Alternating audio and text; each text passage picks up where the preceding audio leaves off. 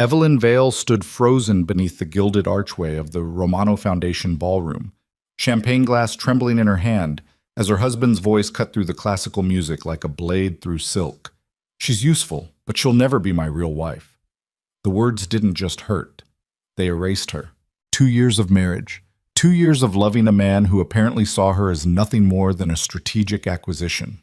Manhattan's skyline glittered through the floor-to-ceiling windows behind Dante Moretti as he spoke to his investors, completely unaware his wife stood 15 feet away, dying inside her designer gown. If you've ever loved someone who couldn't love you back, stay with me until the end. Hit that like button and drop a comment with your city so I can see how far this story travels. The gala had started like every other high-profile event Evelyn had attended as Dante Moretti's wife. Cameras flashing, old money mingling with new power. The kind of evening where everyone smiled with their mouths but watched each other with predator eyes. She'd worn the dress Dante's people had selected. Midnight blue silk that cost more than most people's cars. Diamonds at her throat that felt like a collar. Hair swept up in that effortless way that actually took 45 minutes and 3 different products. The perfect Mafia wife. Except she wasn't. Not really. And tonight, she'd finally heard him confirm it. Evelyn set the champagne glass down on a passing server's tray, her hands shaking so badly she was afraid she'd drop it. The server didn't even glance at her. Nobody did. That was the strange curse of being Dante Moretti's wife. Everyone knew who she was, but nobody actually saw her. She moved through this crowd mechanically, smiling when required, nodding at the appropriate moments. A string quartet played something classical and expensive sounding near the far windows. Waiters circulated with tiny portions of food that cost a fortune but wouldn't fill a child. The Romano Foundation's logo, a pretentious family crest that probably cost $50,000 to design, decorated everything from the programs to the ice sculptures. "Evelyn, darling," she turned. Margaret Chen, wife of one of Dante's business associates, approached with that particular smile wealthy women wore when they wanted gossip. "Margaret, lovely to see you. That dress is stunning. Is it the Marchetti piece from Milan Fashion Week?" "I'm not sure. Dante's stylist selected it." Margaret's smile sharpened slightly. "Of course. How wonderful to have someone handle those tedious decisions for you." The implication hung in the air between them. "You don't even pick your own clothes." "If you'll excuse me," Evelyn said quietly. "I need some air." She didn't wait for a response. She just walked, heels clicking against marble, past clusters of Manhattan's elite discussing mergers and marriages with the same cold calculation. Through the main ballroom, down a hallway lined with mediocre modern art that probably cost more than a house. The terrace was empty. Thank God. Evelyn stepped outside into October air that bit through her thin dress immediately. The city sprawled below, all lights and noise and endless motion. From up here, it looked almost beautiful, like something that could be controlled. Understood. She gripped the stone railing and tried to remember how to breathe. She's useful, but she'll never be my real wife. The words kept replaying, each repetition carving deeper. What did that even mean? They were married, legally, publicly. She wore his ring. She lived in his penthouse. She attended his events and smiled for his cameras and learned which associates to trust and which to fear. What part of that wasn't real?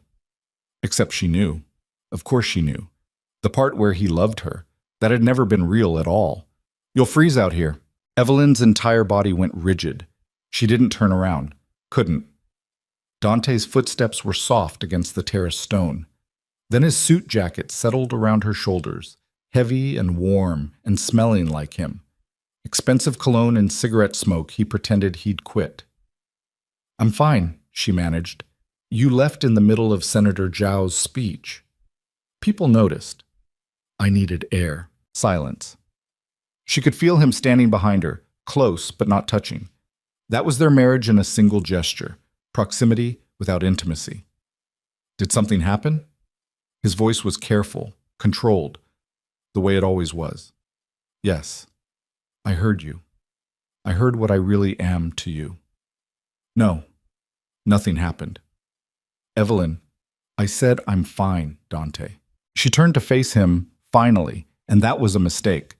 Because even now, even after everything, looking at him hurt. He was objectively beautiful in that dangerous way that made people nervous. Dark hair always perfectly styled, sharp features that photographs loved and enemies feared, slate gray eyes that could read a room in seconds, but apparently couldn't see his own wife breaking apart. He studied her face with that same analytical intensity he used on everyone, looking for lies, for weaknesses, for leverage. "You're upset," he said. "I'm cold." "That's not... I'd like to go home. Please." Something flickered across his expression, too fast to name. Then it was gone, replaced by that smooth mask he wore like a second skin. "We need to stay another hour minimum. Mayor's giving a speech, and I promised Romano FaceTime with the commissioner." Of course. The appearance mattered. The political connections mattered. Everything mattered except what she was feeling right now. "Then I'll wait in the car." "Evelyn, I'll wait in the car, Dante." She shrugged out of his jacket and handed it back, then walked past him without waiting for permission or protest. Back through the hallway, back through the ballroom where people were starting to notice the mafia boss's wife leaving early and alone. Let them notice. Let them talk. She was so tired of pretending. The ride home was silent. Carlo, their driver, knew better than to make small talk. He just drove while Evelyn stared out the window at Manhattan sliding past in streaks of light and shadow. The penthouse felt cavernous when she stepped inside, all marble and modern furniture and carefully curated art, like a magazine spread, like a museum, like anything except a home. She kicked off the heels and left them by the door, unzipped the dress and let it pool on the bedroom floor, scrubbed off the makeup that made her look like someone else. When she finally caught sight of herself in the mirror, hair down, face bare, wearing one of Dante's old shirts, she barely recognized the woman staring back. When had that happened? When had she become this ghost? Evelyn climbed into their massive bed, her side always her side, even when Dante was gone for days, and pulled the covers up to her chin. The city glowed through the floor-to-ceiling windows. She never closed the curtains anymore. What was the point? Dante rarely came to bed before 3 in the morning anyway. She closed her eyes and tried not to think about the gala, about his voice, about the casual way he dismissed 2 years of her life as useful, but not real. Tried and failed. Somewhere around 2 in the morning, she heard the penthouse door open. Dante's footsteps, familiar and measured. Water running in the kitchen, ice clinking in a glass. His nightly routine, whiskey, one cigarette on the balcony he thought she didn't know about, then paperwork until dawn. The bedroom door opened quietly. She kept her breathing even, pretending to sleep. She felt him pause in the doorway, felt his gaze on her. Then the door closed again, and his footsteps retreated toward his study. Evelyn opened her eyes and stared at the ceiling until dawn. The next morning started the same way every morning had for 2 years.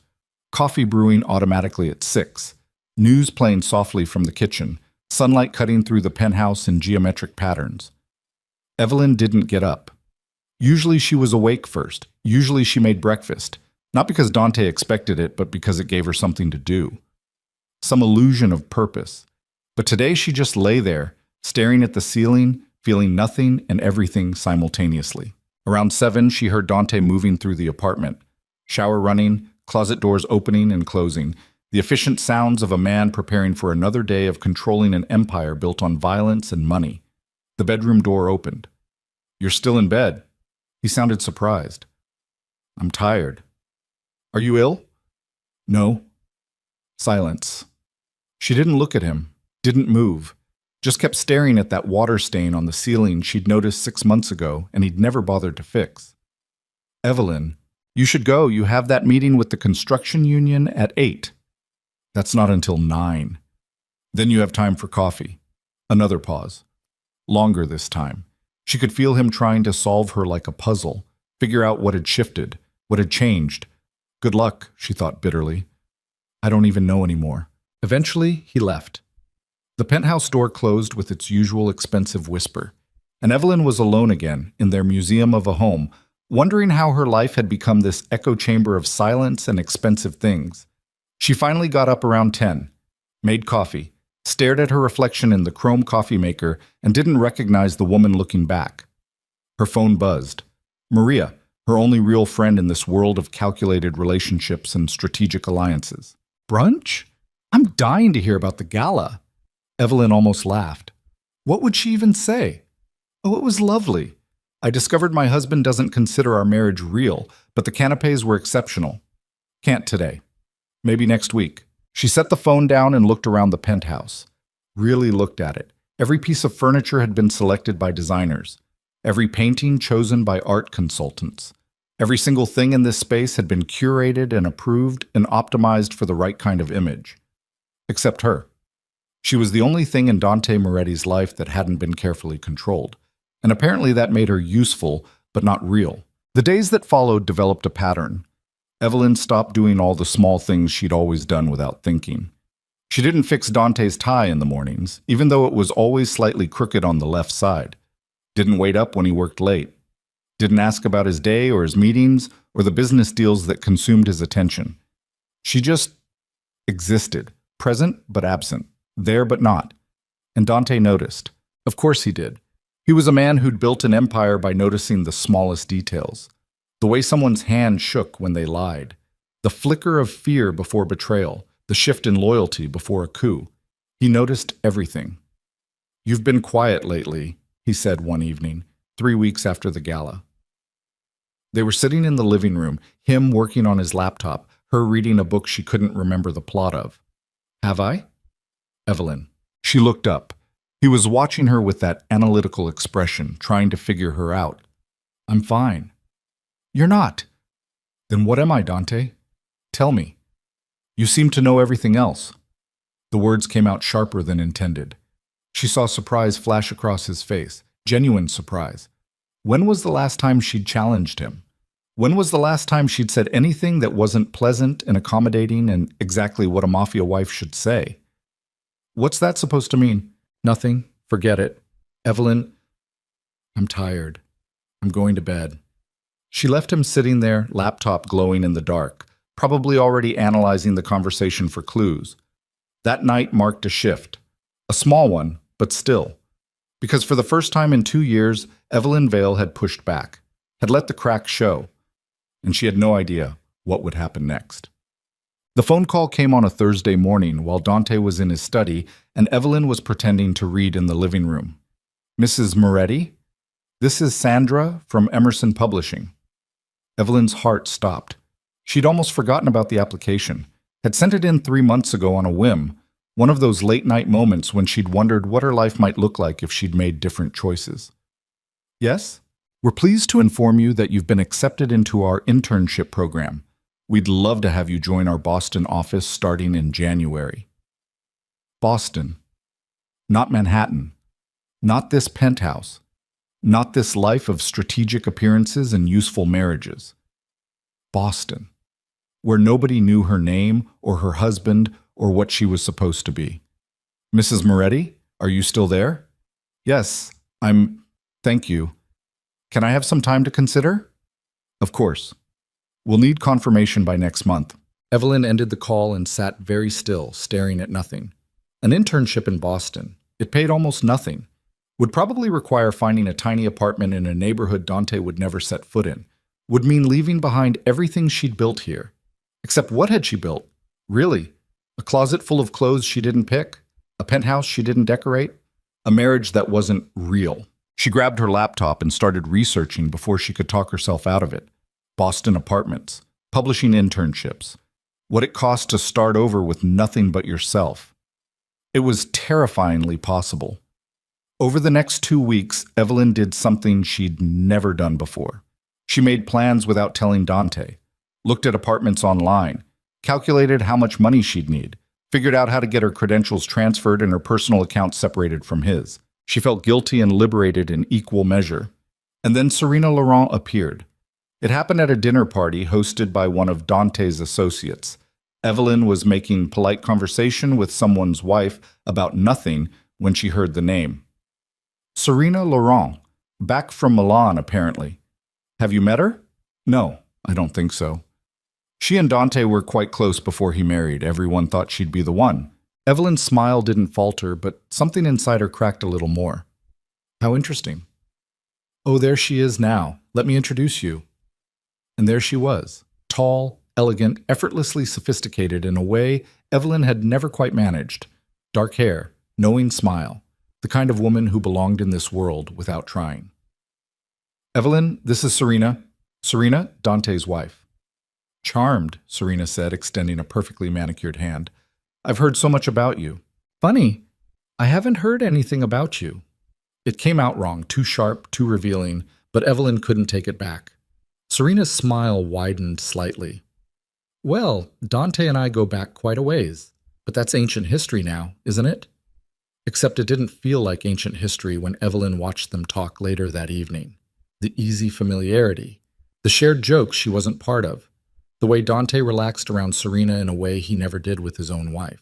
That night, Evelyn booked the flight to Boston. One way, leaving in 6 weeks. After the holidays, when everyone would be distracted and she could slip away quietly, she hid the confirmation email in a folder labeled Recipes because Dante never looked at those. Then she bought a suitcase and started packing slowly, carefully, one piece at a time. Things he wouldn't notice missing immediately. Summer clothes, even though it was November. Books she'd brought from her old life. The few photographs that were actually hers. She was 3 weeks away from leaving when Dante found the suitcase. She'd been careless, too comfortable in her secrecy. Had left the closet door open just an inch while she was in the shower. When she came out, towel wrapped around her, Dante was standing in the middle of their bedroom holding one of her sweaters. The suitcase was open on the bed, all her carefully packed things exposed. His face was absolutely expressionless. Explain this. Evelyn's entire body went cold. This wasn't how it was supposed to happen. She was supposed to leave a note. Be gone before the conversation, before the confrontation. It's not what you think. Really? Because it looks like my wife is packing to leave me. The words hung between them, sharp and dangerous. How long have you been planning this? Dante? How long, Evelyn? His voice hadn't risen. That was somehow worse. The Mafia boss didn't need to yell. His controlled fury was more terrifying than any explosion. Since the gala. The gala. He set down the sweater with deliberate care. That was 2 months ago. 2 months you've been lying to me. I haven't been lying. You've been packing a suitcase in secret. What do you call that? I call it surviving. The word came out raw and honest and completely unplanned. Evelyn sat down on the edge of the bed because her legs wouldn't hold her anymore. What are you talking about? At the gala. I heard you, Dante. I heard what you said to those investors. His expression flickered, confusion replacing anger for just a second. What did I say? That I was useful. Her voice cracked. But I'd never be your real wife. She watched understanding dawn across his face. Watched him process the conversation, rewind it, realize what she'd overheard. Evelyn, don't. Please don't explain or justify or tell me I misunderstood. I heard what I heard, and I finally realized that everything I thought we had, everything I thought we were building, it was never real for you. I was just useful. A strategic acquisition. Another asset to manage. That's not... Then what am I, Dante? She looked up at him, tears finally spilling over. Tell me, what am I to you? For the first time in their entire marriage, Dante Moretti was speechless. The man who negotiated with senators and intimidated crime bosses and controlled an empire worth billions stood in their bedroom looking completely lost. You're my wife, he finally said. That's not an answer. It's the truth. No, it's a legal designation. It's a role I play. But what am I to you? Do you love me? Have you ever loved me?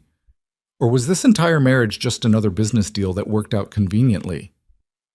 Silence. Awful, confirming silence. Evelyn laughed, and it came out broken.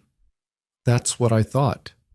She stood up and started gathering the clothes still in the suitcase, movements jerky and desperate. Where are you going? Does it matter?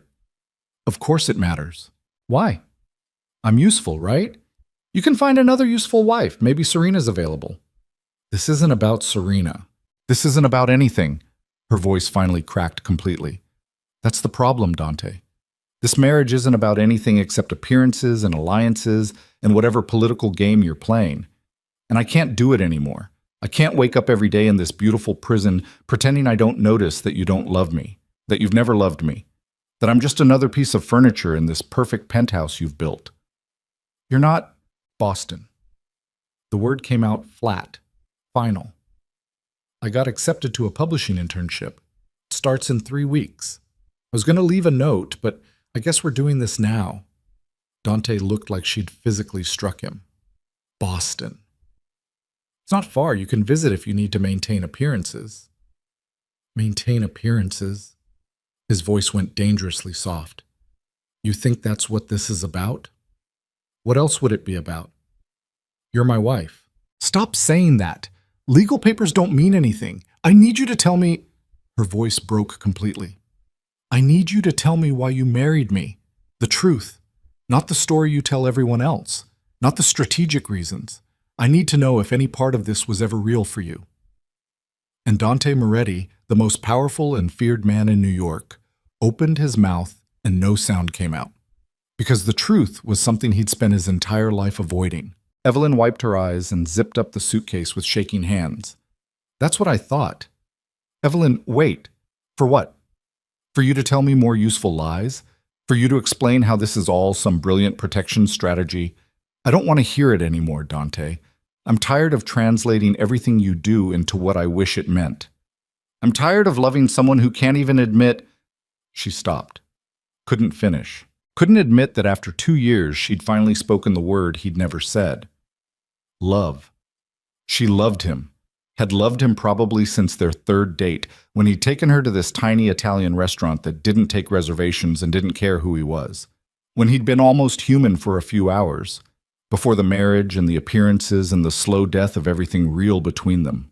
I'm leaving, she said quietly. You can tell people whatever you want, that I'm visiting family, that I need space, that the useful wife needed a vacation. I don't care anymore. She grabbed the suitcase and walked toward the door. Dante's hand shot out, catching her wrist. Not hard, not painful, just desperate. Don't go.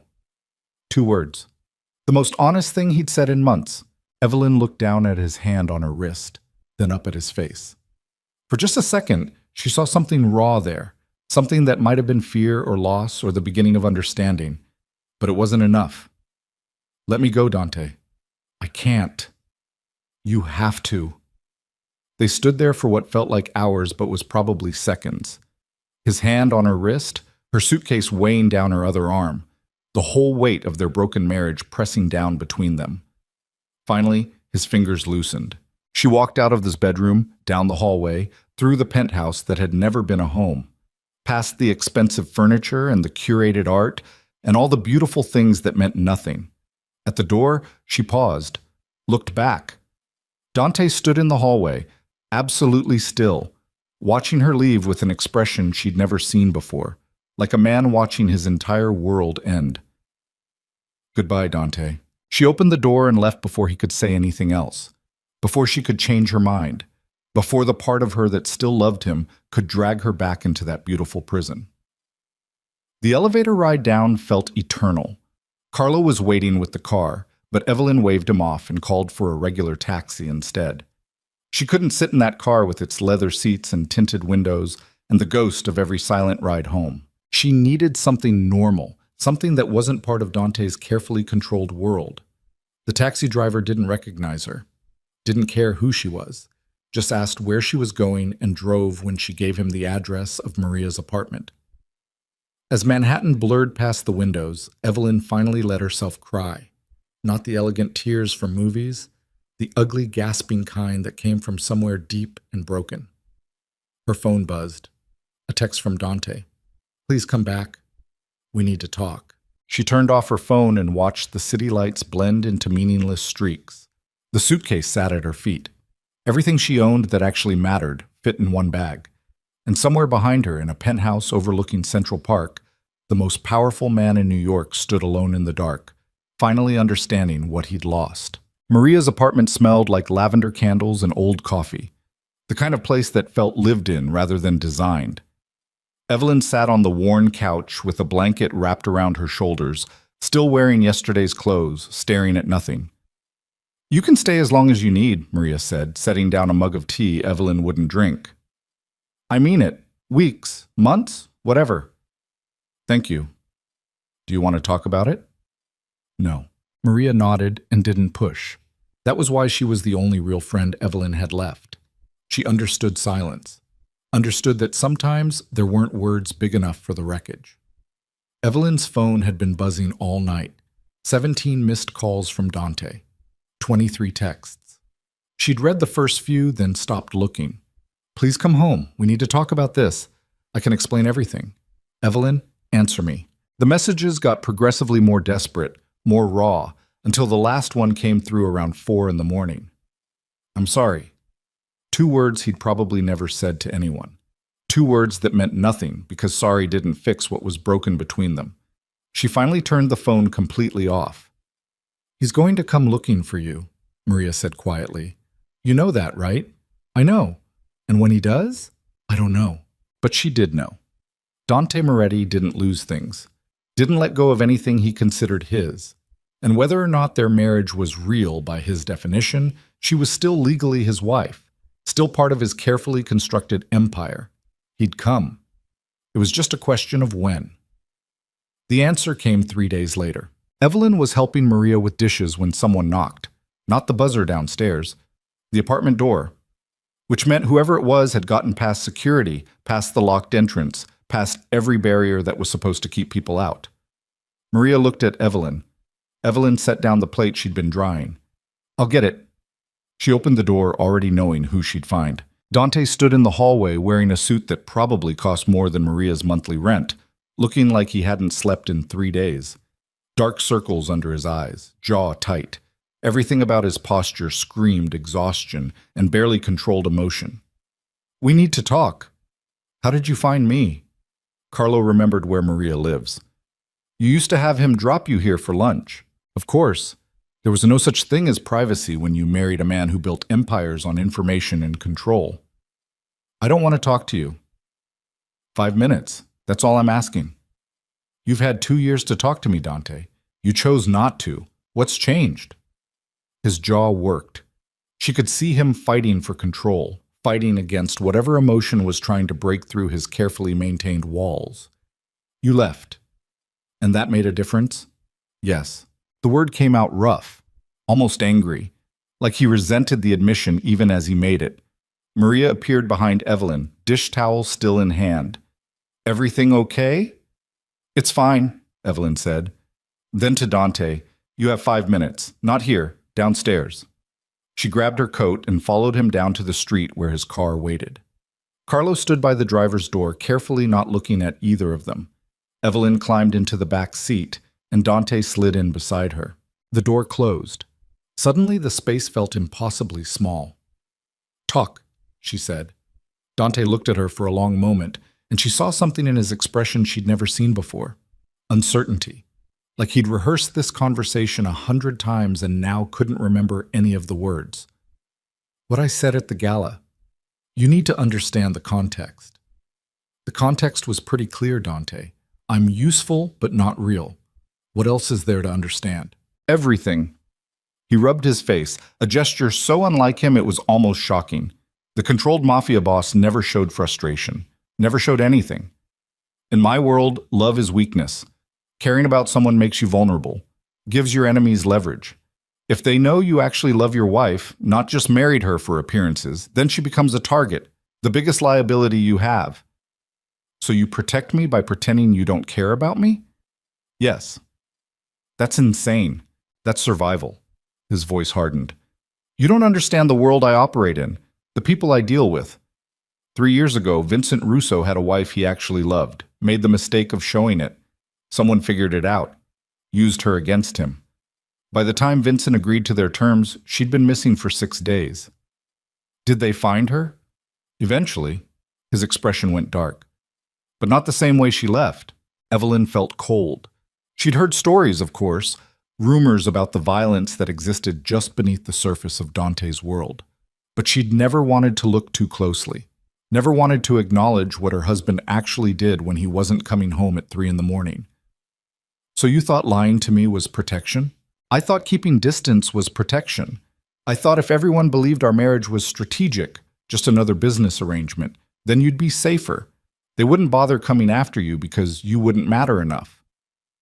Except I heard you say it, Dante. Not them. You. You said I'd never be your real wife. You said it like you believed it. I had to believe it. The words came out almost desperate. Don't you understand? If I let myself feel if I acknowledged... He stopped. Couldn't finish. Evelyn waited, heart pounding. If you let yourself feel what? She pressed. It doesn't matter now. Yes, it does. You came here. You asked for 5 minutes, so say it. Say whatever you've been avoiding for 2 years. Dante looked at her, and for just a second, all his walls came down. She saw raw emotion there, fear and loss, and something that might have been love if she let herself believe it. You became the first thing I searched for every night when I came home, he said quietly. I'd walk into that penthouse, and the only thing that mattered was whether you were there, whether you'd waited up, whether you'd smile at me like I was something other than the monster everyone else sees. And that terrified me, because in my world, that kind of feeling gets people killed. The confession hung between them, more honest than anything he'd ever said. Evelyn felt something crack inside her chest. Part of her wanted to believe him, wanted to take those words and build a bridge back to him. But another part, the part that had spent 2 years feeling invisible, couldn't let go that easily. Then why didn't you just tell me? Because I'm a coward. He laughed, bitter and self-aware. I can face down senators and crime bosses and people who want me dead, but telling my own wife how I feel, that I couldn't do. So I just kept you at distance, told myself it was for your protection, that you were safer if I didn't love you. Did it work? What? Not loving me. Did it work? Did you manage it? Silence, the kind that answered everything. No, he finally said. It didn't work at all. Evelyn closed her eyes. This should feel like victory, like vindication, but instead it just felt exhausting. I'm still going to Boston. She felt him go rigid beside her. Evelyn, you had 2 years to figure this out, Dante.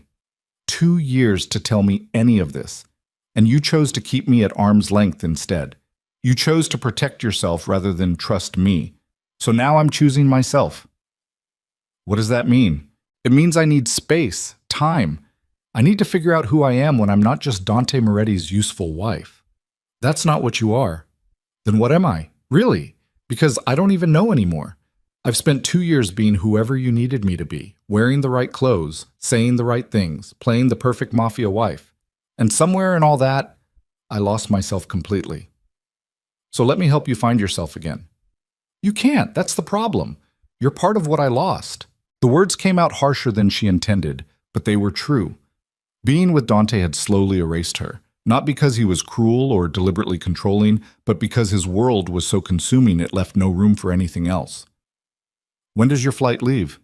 His voice was carefully neutral. Saturday. That's in 3 days. I know. And you're sure about this? Sure about? No. She looked at him finally. I'm not sure about anything except that I can't breathe in that penthouse anymore.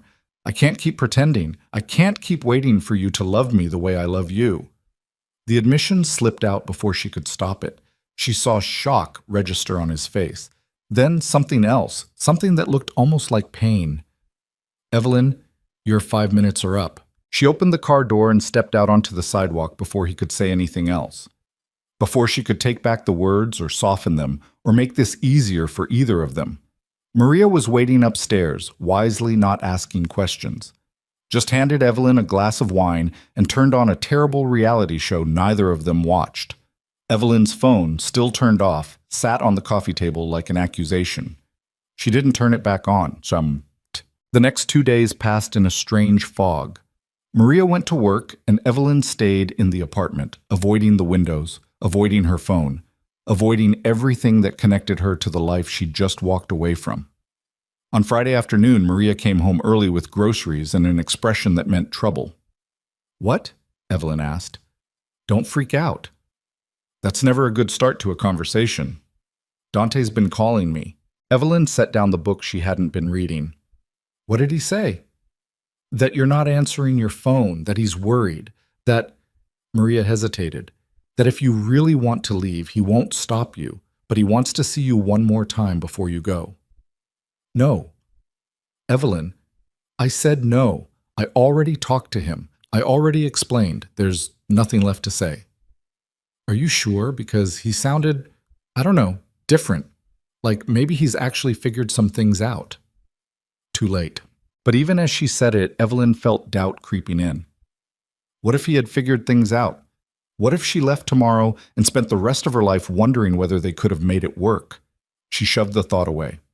She'd spent 2 years making excuses for him, 2 years translating his silence into what she hoped it meant. She couldn't do it anymore. Saturday morning arrived gray and cold. Maria drove her to the airport, chattering nervously about nothing to fill the silence. You'll call me when you land? Of course. And if you need anything, money, support, someone to yell at, I know, thank you. Maria pulled up to the departures terminal and hugged her tight. Go be yourself for a while. Figure out what you actually want, not what you think you should want. When did you get so wise? Probably around the time my best friend married a mafia boss. Evelyn grabbed her suitcase and headed inside, trying not to think about what she was leaving behind, or who. The airport was crowded with weekend travelers, families with screaming kids, business people staring at laptops, everyone moving with that particular airport urgency. Evelyn checked in, got through security, found her gate. Boarding started in 40 minutes. She bought terrible coffee and sat watching planes take off through the window, each one a small escape, each one carrying people toward different lives. Her phone buzzed. She'd finally turned it back on this morning, and now she almost regretted it. A text from Dante. I know you're at the airport. I know your flight leaves at 11:15. I'm not going to stop you, but I need you to know something first. Her heart started pounding. Another message came through. I failed you. I spent 2 years treating emotions like liabilities and you like a business asset. I told myself it was protection, but really I was just protecting myself from having to be vulnerable, from having to admit that I needed you more than I've ever needed anyone. Evelyn stared at the screen, unable to breathe. You asked me what you are to me. Here's the truth. You're the only person who ever made me want to be something other than what I am. The only one who saw past the mafia boss to whatever's underneath. And I was too afraid to acknowledge that because once I did, I'd have to admit how much I'd lose if you ever left. And now you're leaving anyway. So I guess fear was pointless after all. Her hands were shaking. She read the messages again, then again. This was what she'd wanted for 2 years. Honesty. Vulnerability. Some proof that she mattered beyond being useful. So why did it feel like her heart was being torn in half? A final message came through. Go to Boston. Build the life you deserve. But know that when you're ready, if you're ever ready, I'll be here. Learning how to be the kind of man who deserves you. Evelyn's vision blurred. She didn't realize she was crying until tears hit her phone screen. Now boarding Group A for Flight 2847 to Boston. She stood up automatically, grabbing her bag. Walked toward the gate like someone in a dream. Showed her boarding pass. Walked down the jetway. Stopped. She stood there in the middle of the jetway while people pushed past her, muttering complaints. Stood there with her suitcase and her ticket and her chance at freedom, and couldn't make herself take another step, because walking onto that plane meant accepting that her marriage was over, that whatever she and Dante might have been, was finished. Was she ready for that? Was she really ready to close that door permanently? Miss, you need to keep moving, a flight attendant said. Evelyn looked at her plane ticket, then at her phone, then back at the plane waiting at the end of the jetway. The decision felt impossible. Stay or go. Give up or try again. Accept what Dante had finally offered or protect herself from more heartbreak. Miss, I'm sorry, Evelyn heard herself say. I can't get on this plane. She turned around and walked back up the jetway, fighting against the flow of boarding passengers. Past the gate agent, looking confused. Back into the terminal. Her phone was already in her hand, pulling up Dante's number before she could second-guess herself. It rang once. Evelyn? His voice sounded wrecked, hopeful and terrified simultaneously. Where are you? She asked. Home. I mean, the penthouse. Oh, where are you? I thought... I'm at the airport. I was about to board and Her voice cracked. I couldn't do it. I couldn't get on that plane without seeing you first. Silence. She could hear him breathing.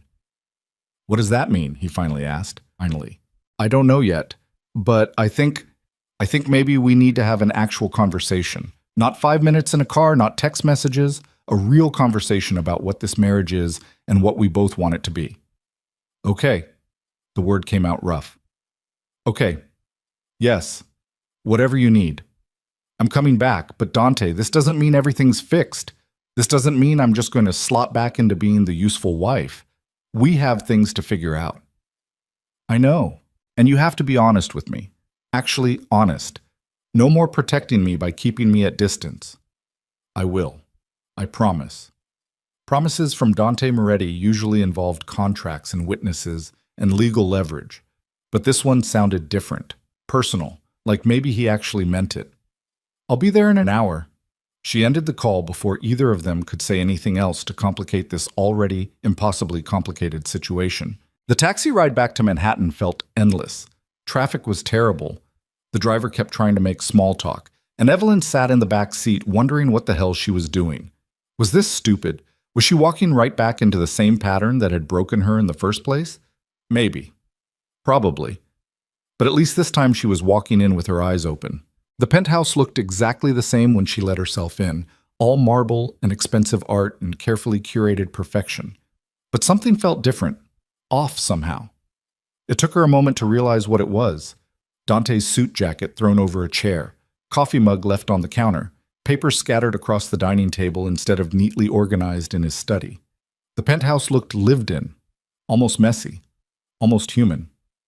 Evelyn? She turned. Dante stood in the hallway, still wearing yesterday's clothes, hair disheveled, looking nothing like the controlled mafia boss she'd married. You came back. I told you I would. They stood there staring at each other across the penthouse, neither moving, neither speaking. Two people who'd lived together for 2 years but never really known each other. I don't know how to do this, he finally said. Do what? Be vulnerable, be honest, be... He gestured vaguely. Whatever this requires. Neither do I. Then I guess we figure it out together. Evelyn set down her suitcase and took a step toward him. Then another. Until they were standing close enough to touch, but not touching. I heard what you said, at the gala, and it broke something in me, she said quietly. But what broke me more was realizing you didn't even know it. That you could say those words and then come find me on the terrace and put your coat around my shoulders like nothing happened. Like you hadn't just told a room full of people that our marriage wasn't real. It was real to me. His voice was rough. Maybe I didn't show it. Maybe I kept walls up. But every single day with you was real. Then why did you say I'd never be your real wife? Because they were pushing me to marry Serena. Said she understood the family business better. Had the right connections. Came from the right world. And I needed them to back off. Needed them to stop seeing you as temporary. So you said I wasn't real? I said you'd never be what they expected a mafia wife to be. Never be the strategic alliance they wanted, because you were... He stopped. Started again. You were mine, not theirs, not some political arrangement. Mine. The word came out possessive and raw and completely honest. Evelyn felt tears building. I wish you'd told me that 2 months ago. I wish I'd told you 2 years ago. They stood there in their perfect penthouse that had never been a home, surrounded by expensive things that meant nothing, trying to figure out how to rebuild what they'd never actually built in the first place. I can't be the wife I was before, Evelyn finally said. I can't go back to fixing your ties and waiting up at night and pretending I don't notice how far away you are, even when you're standing right next to me. I don't want you to be that wife. Then what do you want? I want... He reached out slowly, carefully, like she might disappear if he moved too fast. His hand cupped her face, thumb brushing away a tear she hadn't realized had fallen. I want you to be angry when I work too late. I want you to call me out when I'm being an emotionally unavailable bastard. I want you to take up space in my life instead of trying to fit into whatever space I leave for you. That's not very useful. Fuck useful. The curse came out harsh, honest.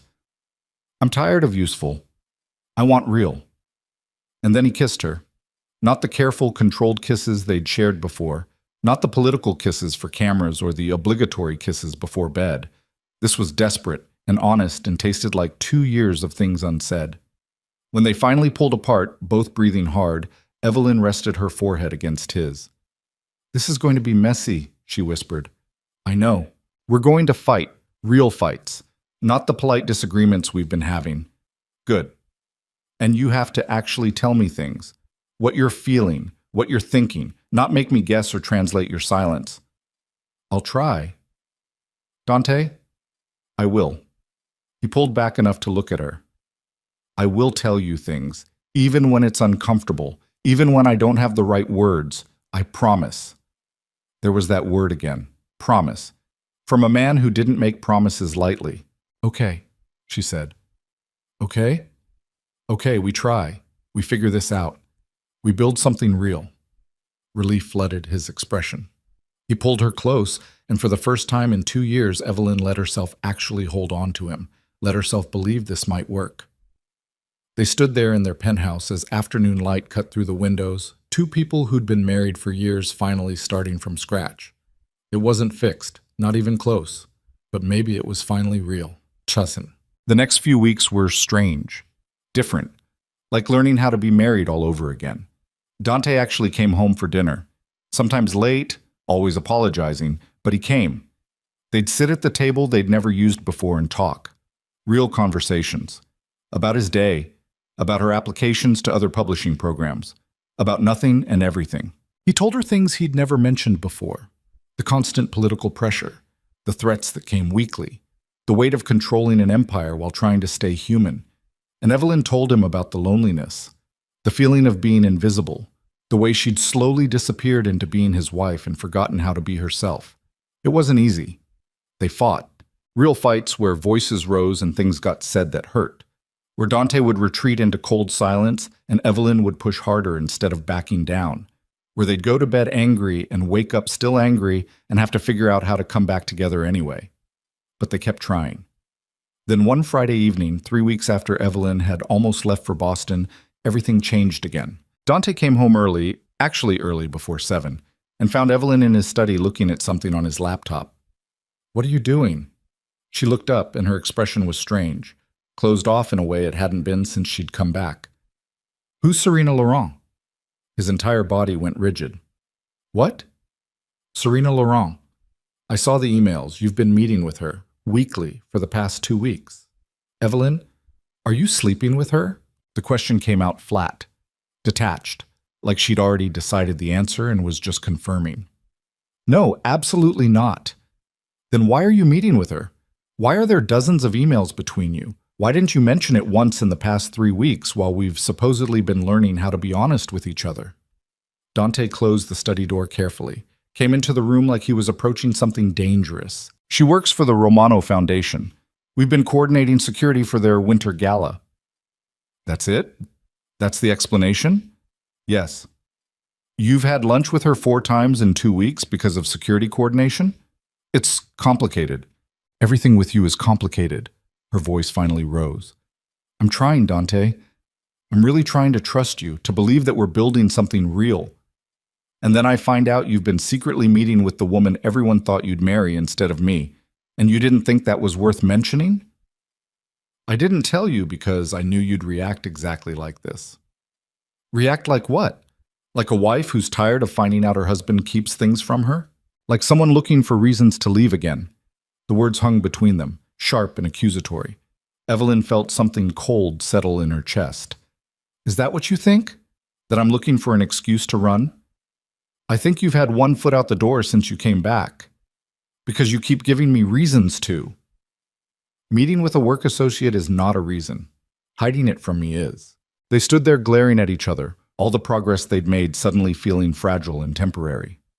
"You don't trust me," Dante finally said. "You don't give me anything to trust. You say you're learning to be honest, but you're still keeping secrets. Still making decisions about what I should and shouldn't know. Still treating me like what? Like I'm not really your wife."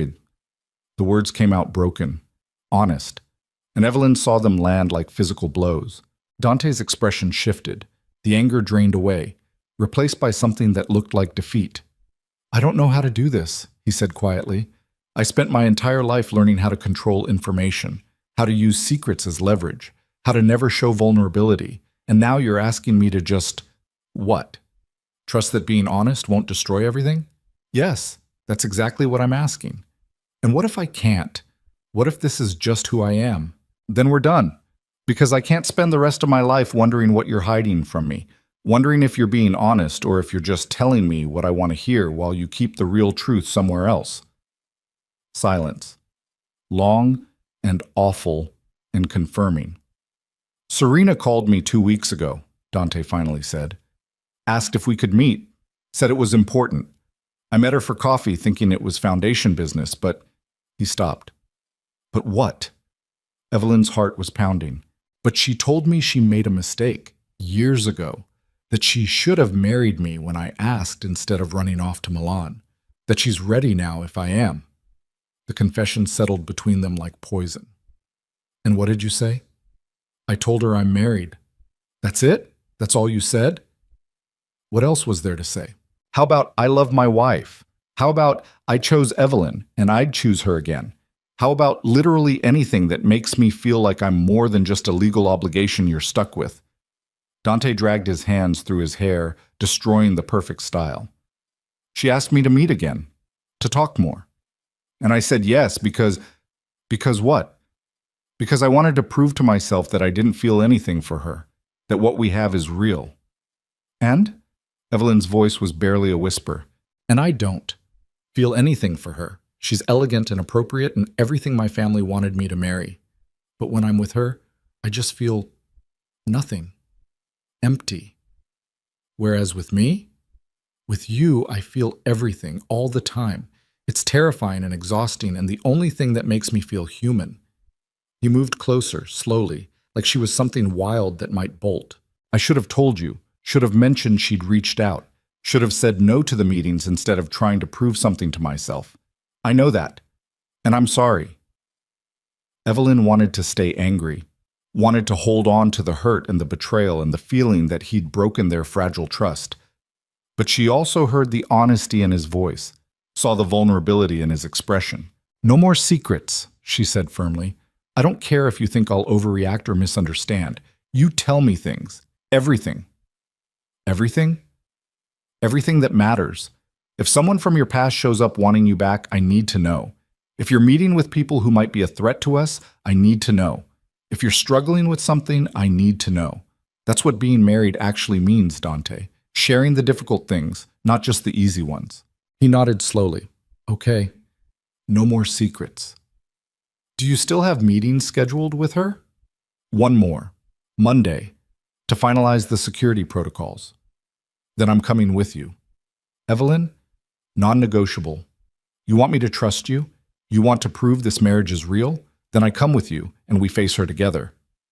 She saw him process that. Saw the mafia boss who hated being told what to do struggle against the husband who was trying to learn how to compromise. Okay, he finally said. You come with me. Okay. They stood there in his study, surrounded by the paperwork and secrets of his empire, trying to figure out how to build something that could survive in this world. It still wasn't fixed. But maybe, just maybe, they were finally starting to understand what it would take. Monday morning arrived cold and bright. Evelyn dressed carefully, not the designer clothes Dante's stylist picked, but something she'd bought for herself. Simple black dress, minimal jewelry, armor that felt like hers.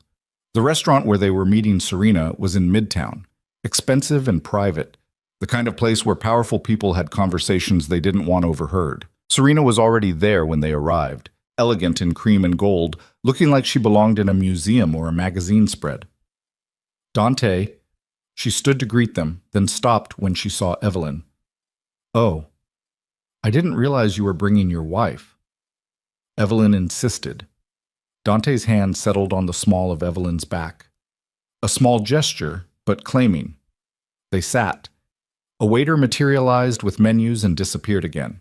So, Serena said, smiling at Dante like Evelyn wasn't there. I finalized the security arrangements. Everything should be straightforward. Good. Though I must say I was hoping we might have more time to catch up. It's been years. We're busy. Both of us. Evelyn watched the interaction with detached interest. Watched Serena touch Dante's arm when she laughed. watched her lean in slightly, invading space with practiced ease. And she watched Dante pull back, create distance, keep his body language closed off. "You know," Serena said, still speaking primarily to Dante, "I've been thinking about what I said, about how I made a mistake years ago. Serena, I wasn't ready then, but things are different now. I've built my career, established myself. I'm finally in a place where I could be the kind of partner you need. I already have a partner." The words came out firm, final, and Dante reached across the table to take Evelyn's hand. Serena's smile faltered slightly. "Of course. I just meant—" "I know what you meant," Evelyn interrupted quietly. "But you should understand something.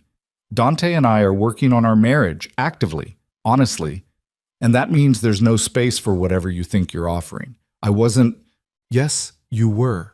Evelyn kept her voice calm but direct. "You saw an opening and took it. That's smart, strategic, but you're too late." Serena looked between them, finally seeming to actually see what was there. The way Dante held Evelyn's hand, the way they sat close despite the large table, the way they looked like an actual couple instead of a political arrangement. "I see," she said carefully. "Well, then I suppose there's nothing more to discuss beyond the security details." The rest of the meeting was professional, efficient. Serena went through the protocols, Dante approved them, and within 20 minutes they were standing outside the restaurant. "That was," Dante started. "Necessary," Evelyn finished. "We needed to do that together. So she'd know, so you'd know, so I'd know. And now you know? Now I know you meant what you said about choosing me." He pulled her close, right there on the Manhattan sidewalk, with people streaming past.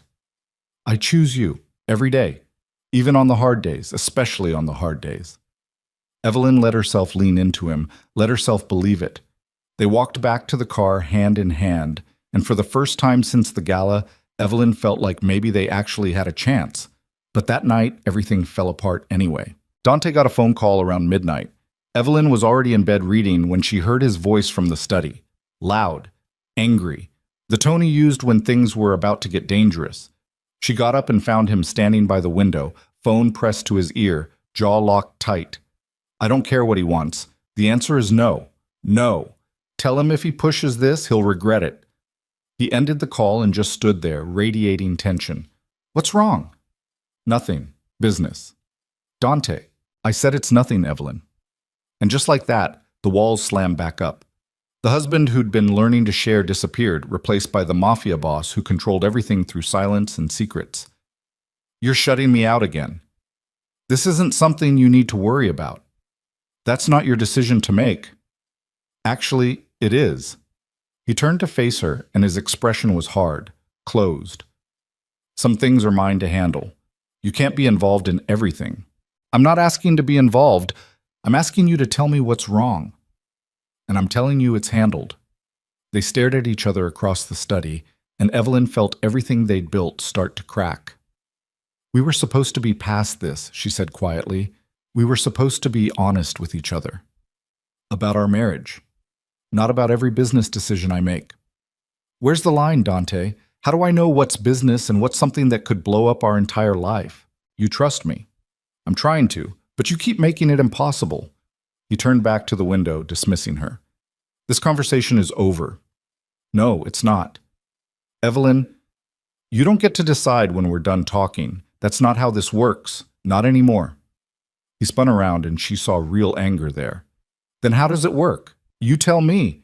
Because I'm trying to protect you from the ugliest parts of my world, and you keep pushing to be included in things that could get you hurt. What are you protecting me from?"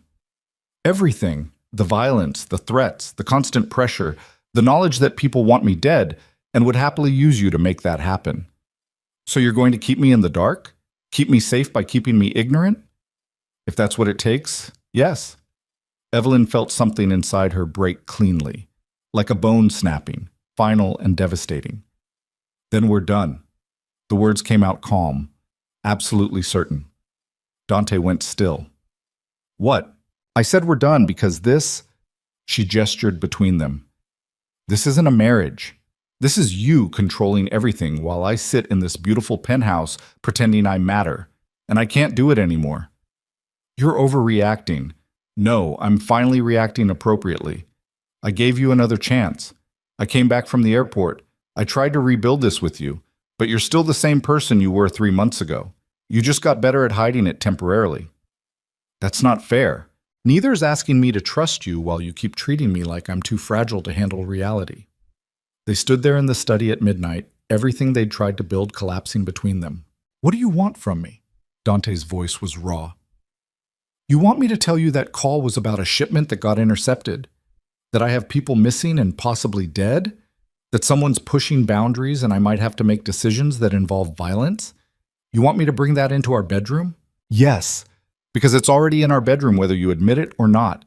It's in every silence, every time you come home late, every time you look at me like you're calculating how much I can handle. I'd rather know the truth than keep guessing. The truth is ugly. So is this marriage if you keep lying to me? Dante flinched like she'd struck him. I have never lied to you.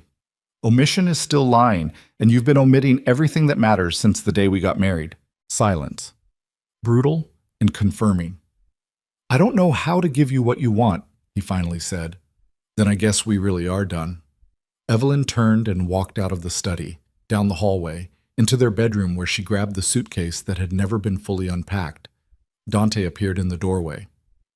Where are you going? Back to Maria's. I'll call a lawyer in the morning. A lawyer? For the divorce. That's what comes next, right? When you finally admit the marriage doesn't work? She saw panic flash across his face. Real, undeniable panic. Evelyn, wait. Please, just let's talk about this. We did talk. We've been talking for weeks, and it keeps coming back to the same problem. You can't let me in. You can't trust me with the real parts of your life. So what's the point of staying married? The point is, his voice cracked. The point is, I love you. The words hung in the air. The first time he'd actually said them, and somehow that made everything worse. You love me enough to say it when I'm leaving, Evelyn said, tears finally spilling over. But not enough to actually let me be your wife. Not enough to share the burden. Not enough to trust me with the truth. I'm trying. No, you're not. You're trying to have it both ways, the marriage and the control, the intimacy and the distance. And it doesn't work like that, Dante. It never has. She zipped up the suitcase and faced him one last time. I love you too, she said quietly. But love isn't enough if you can't actually be vulnerable with me. If you can't trust me with all of you, not just the parts you think I can handle, then this was never going to work. She walked past him, and this time he didn't try to stop her. The penthouse door closed behind her with absolute finality. And in the study, Dante Moretti, the most powerful mafia boss in New York, finally understood what he'd lost. The taxi driver didn't ask questions when Evelyn climbed in at 1 a.m. with mascara streaked down her face and a suitcase that felt heavier than it should.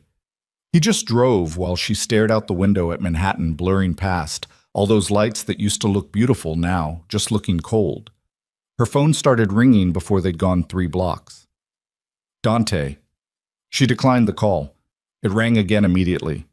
Declined. Again. She finally turned it off and shoved it in her purse. Maria answered the door in pajamas, took one look at Evelyn, and pulled her inside without a word. Made tea neither of them drank, put on a movie neither of them watched, just sat there on the couch while Evelyn cried the ugly kind of tears that came from somewhere deep and broken. He said he loved me, Evelyn finally managed around 3 a.m. He finally said it, and it still wasn't enough. Because words are cheap, Maria said quietly. Actions are what matter. I wanted it to work so badly.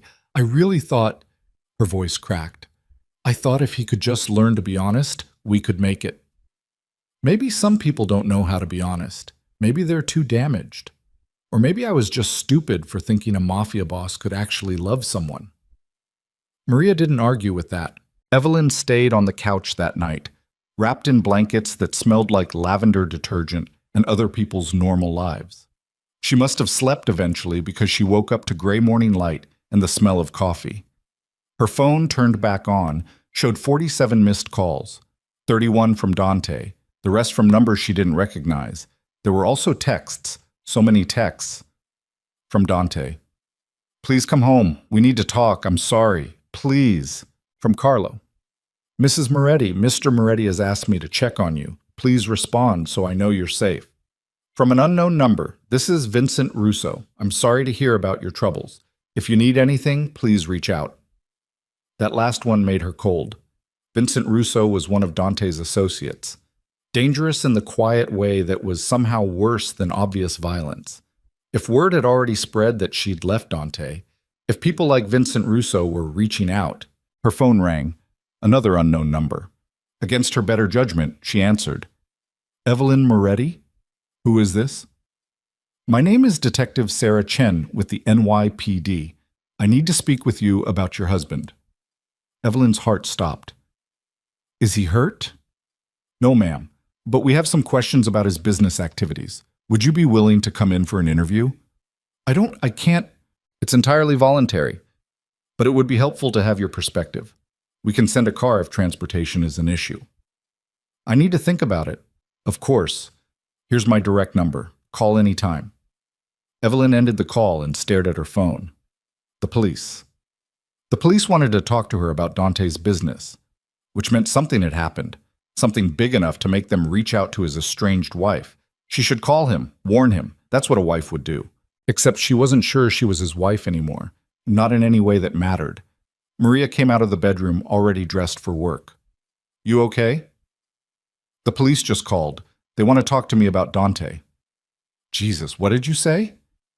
That I needed to think about it. Are you going to? I don't know. Maybe. I don't owe him anything, right?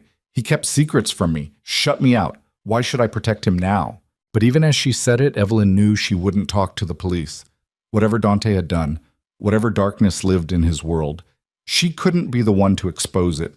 Not because she loved him, though she did, miserably, but because that's not who she was. She called Detective Chen back an hour later.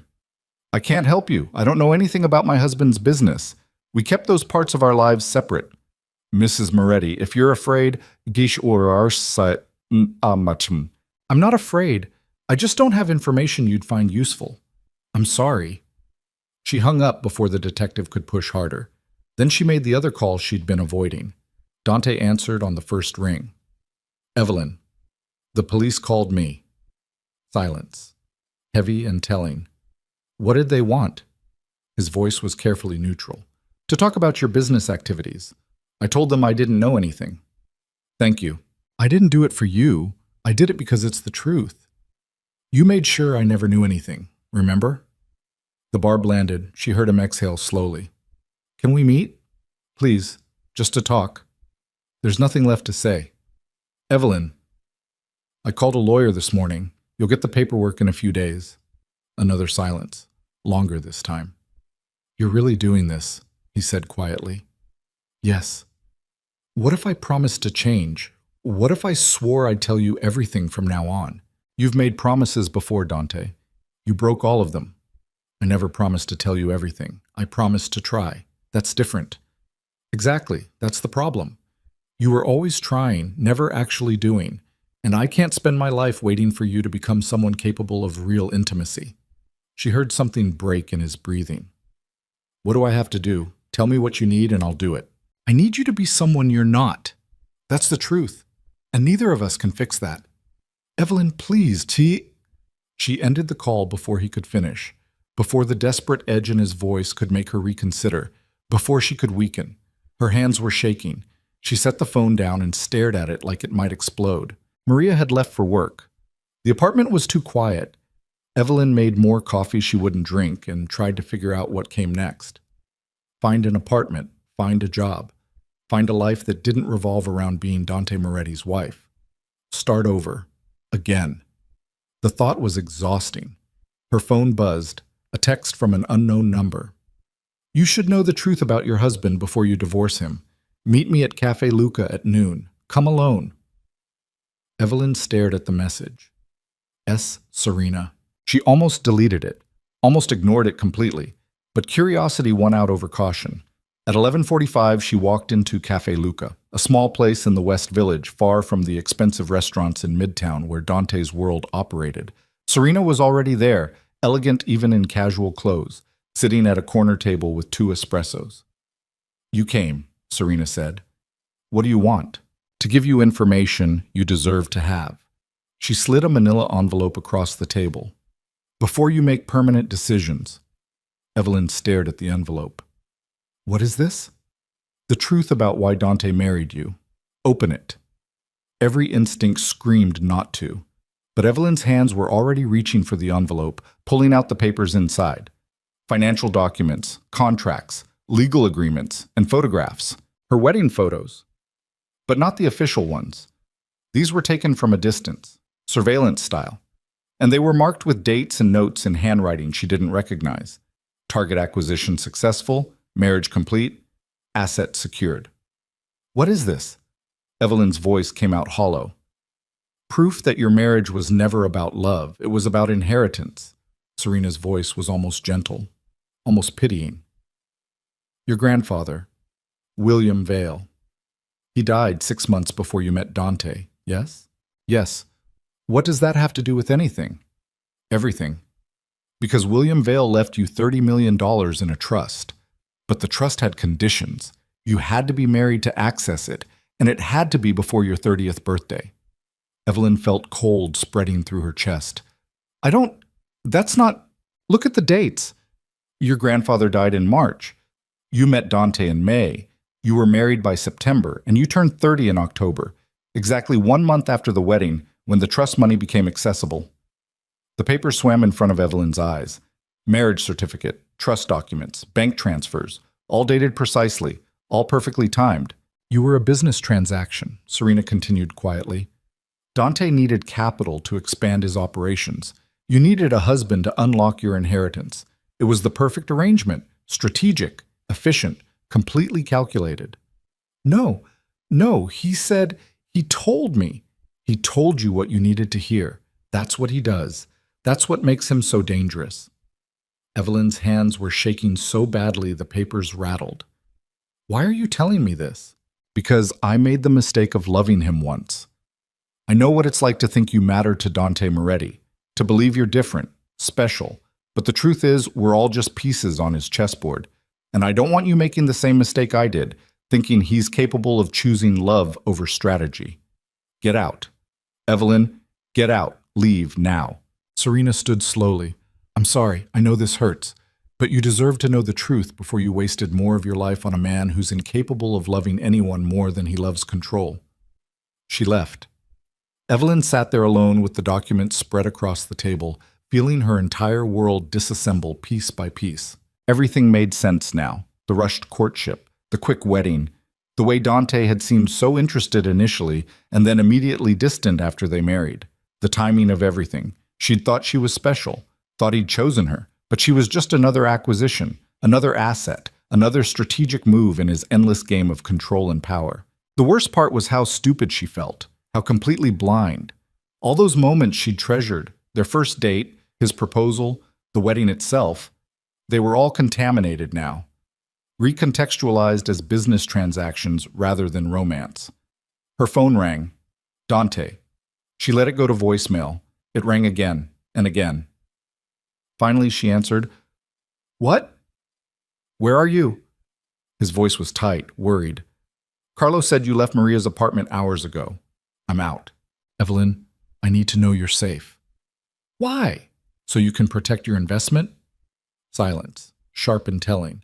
What are you talking about? The trust, Dante. My grandfather's trust. The $30 million you got access to 1 month after we got married. She heard his sharp intake of breath, heard the exact moment he understood what she knew. Who told you about that? Does it matter? Is it true? More silence, longer, confirming everything. It's not what you think, he finally said. Really? Because I think you married me for money. I think you found out about the trust and saw an opportunity. I think every single moment of our relationship was calculated and strategic and had absolutely nothing to do with actually wanting me. That's not... Evelyn, listen to me. Did you know about the trust before you asked me out? Silence. Did you know, Dante? Yes. The word came out quiet, defeated. Yes, I knew. Evelyn felt something inside her die, some last hope she'd been clinging to without realizing it. So everything was a lie. From the beginning, every date, every conversation, the proposal, all of it was just you playing a role to get access to my money. It started that way. His voice was rough, but it changed. You have to believe me. I don't have to believe anything you say ever again. You spent 2 years lying to me. Why would you stop now? I'm not lying. Yes, I knew about the trust. Yes, that's why I approached you initially. But somewhere along the way, stop. Just stop. I don't want to hear more excuses, more justifications, more of your carefully calculated words designed to manipulate me into staying. They're not calculated. I'm telling you the truth. The truth? She laughed, and it came out broken. You don't even know what truth means. You've spent so long controlling and manipulating and strategizing that you can't tell the difference between real feelings and convenient ones. That's not fair. Neither is marrying someone for money while pretending to love them. Her voice cracked. People in the cafe were staring. She didn't care. Where are you? Dante asked quietly. Tell me where you are and I'll come there. We'll talk, face to face. So you can look me in the eye and lie more convincingly? So I can explain, there's nothing to explain.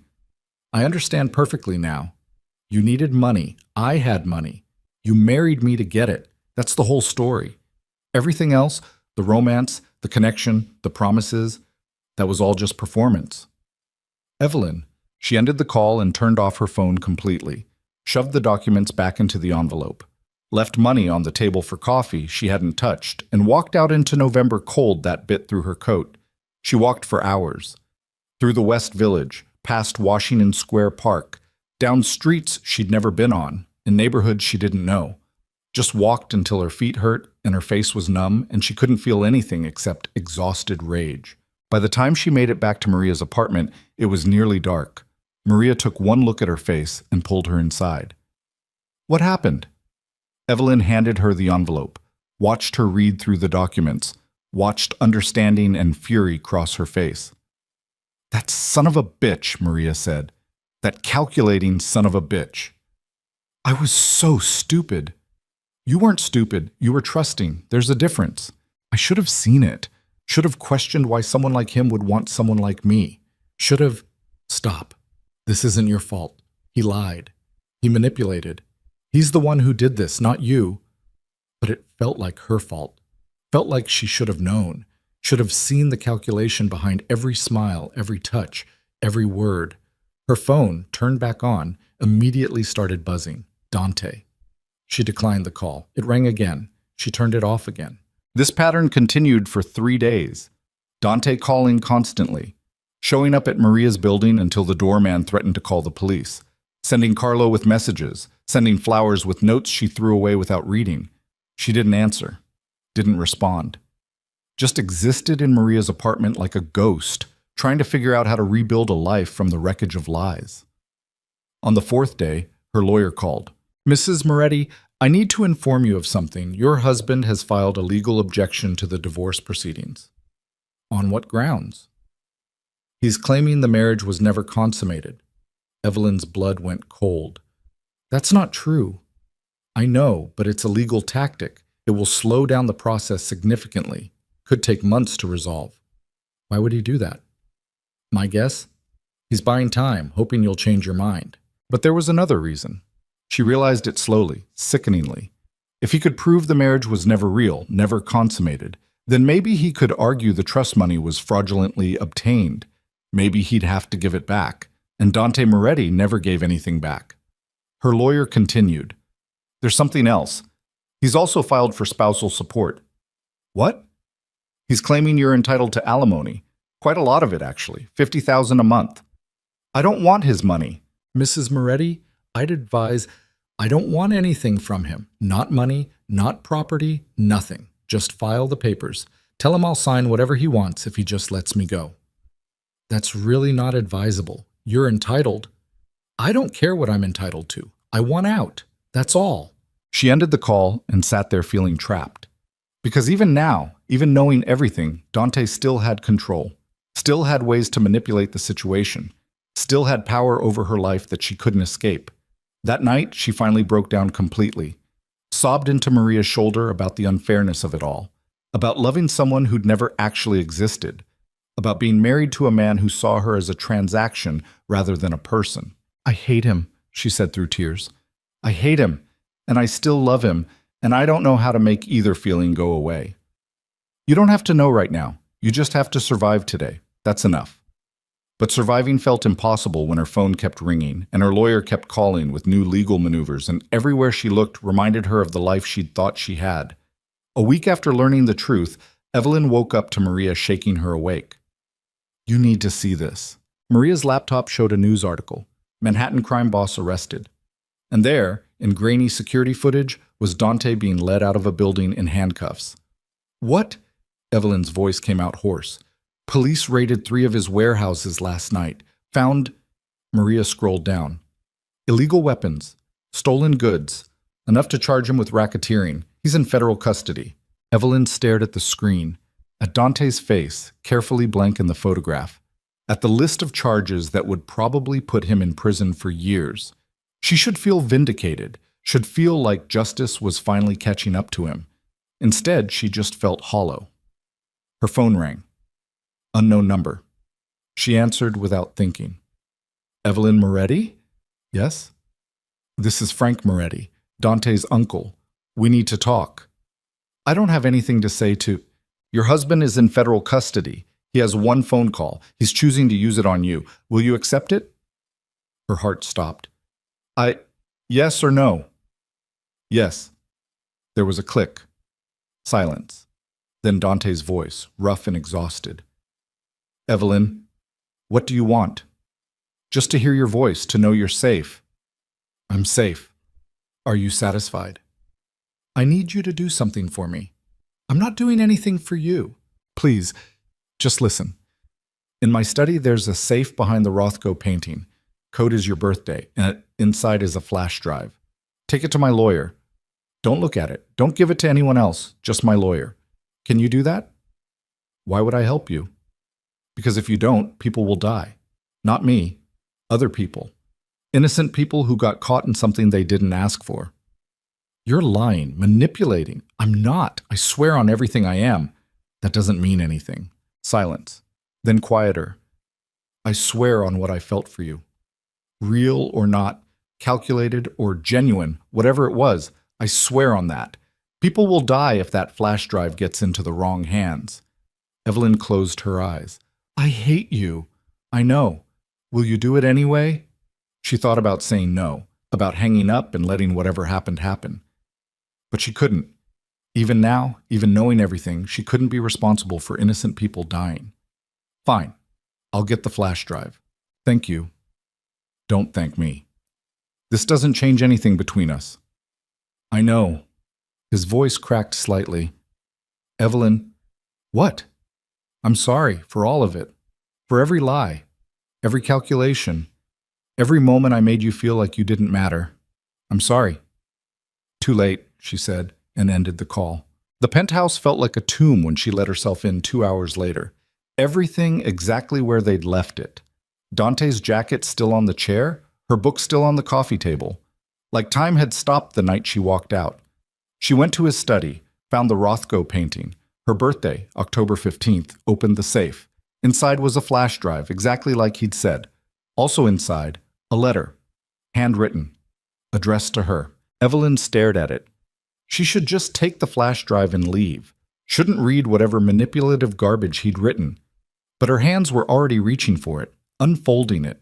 Evelyn, if you're reading this, something has gone wrong. Probably very wrong. And I'm either dead or in custody or disappeared. I'm writing this 3 weeks after our wedding. 3 weeks of living with you and realizing I made the biggest mistake of my life. Not marrying you. That was the only right thing I've done in years. The mistake was thinking I could keep it strategic, keep my distance, protect both of us by never acknowledging what I was starting to feel. Yes, I married you for the trust money. That part's true. I found out about the inheritance, saw an opportunity, pursued it with the same cold calculation I use for everything. But somewhere between our second date and the wedding, something changed. You changed everything. You looked at me like I was human, like I could be something other than the monster everyone else sees. And that terrified me more than any enemy I've ever faced, so I pulled back. Built walls, kept you at distance even as I kept you legally bound to me, protected myself at the cost of destroying you. I don't expect forgiveness. I don't even expect you to believe this is real. But I need you to know you were never just an asset, never just convenient. You became the only true thing in my life of calculated lies. And I was too broken to do anything except ruin it. I love you. I loved you 3 weeks after marrying you, and I love you now, and I'll love you even when you leave. Even when you hate me, even when you've moved on to someone who deserves you. I'm sorry I wasn't that person. The flash drive contains evidence that will bring down half of New York's crime families, including mine. Use it if you need to. Destroy it if you want. The choice is yours. Be safe. Be happy. Be everything I couldn't let myself deserve. D. The letter was dated nearly 2 years ago. 2 years he'd been carrying whatever this feeling was and never said a word. 2 years of loving her in his broken way while keeping her completely in the dark. Evelyn sank into his desk chair, letter trembling in her hands. She didn't know what to believe anymore. Didn't know what was real and what was another layer of manipulation. Didn't know if this letter was genuine vulnerability or just more strategic positioning. All she knew was that the man she loved, or thought she loved, or wished she didn't love, was in federal custody. And she was holding evidence that could either save him or destroy him. The choice was entirely hers, and she had absolutely no idea what to do with it. Evelyn sat in Dante's study holding the flash drive in one hand and the letter in the other, trying to remember how to breathe. The penthouse was completely silent except for the hum of the city below and the sound of her own heartbeat pounding in her ears. 2 years. He'd written this 2 years ago and never said a word. Her phone rang. Dante's lawyer. Mrs. Moretti, did you retrieve the item? Yes. I need you to bring it to my office immediately. There are people looking for that drive, and they're not the kind who ask nicely. What's on it? Information that could dismantle multiple criminal organizations, including your husband's, which means everyone wants it and no one can have it. Then why did he tell me where it was? A pause. Because you're the only person he trusts, which, given his line of work, should tell you something. Evelyn ended the call and stared at the flash drive.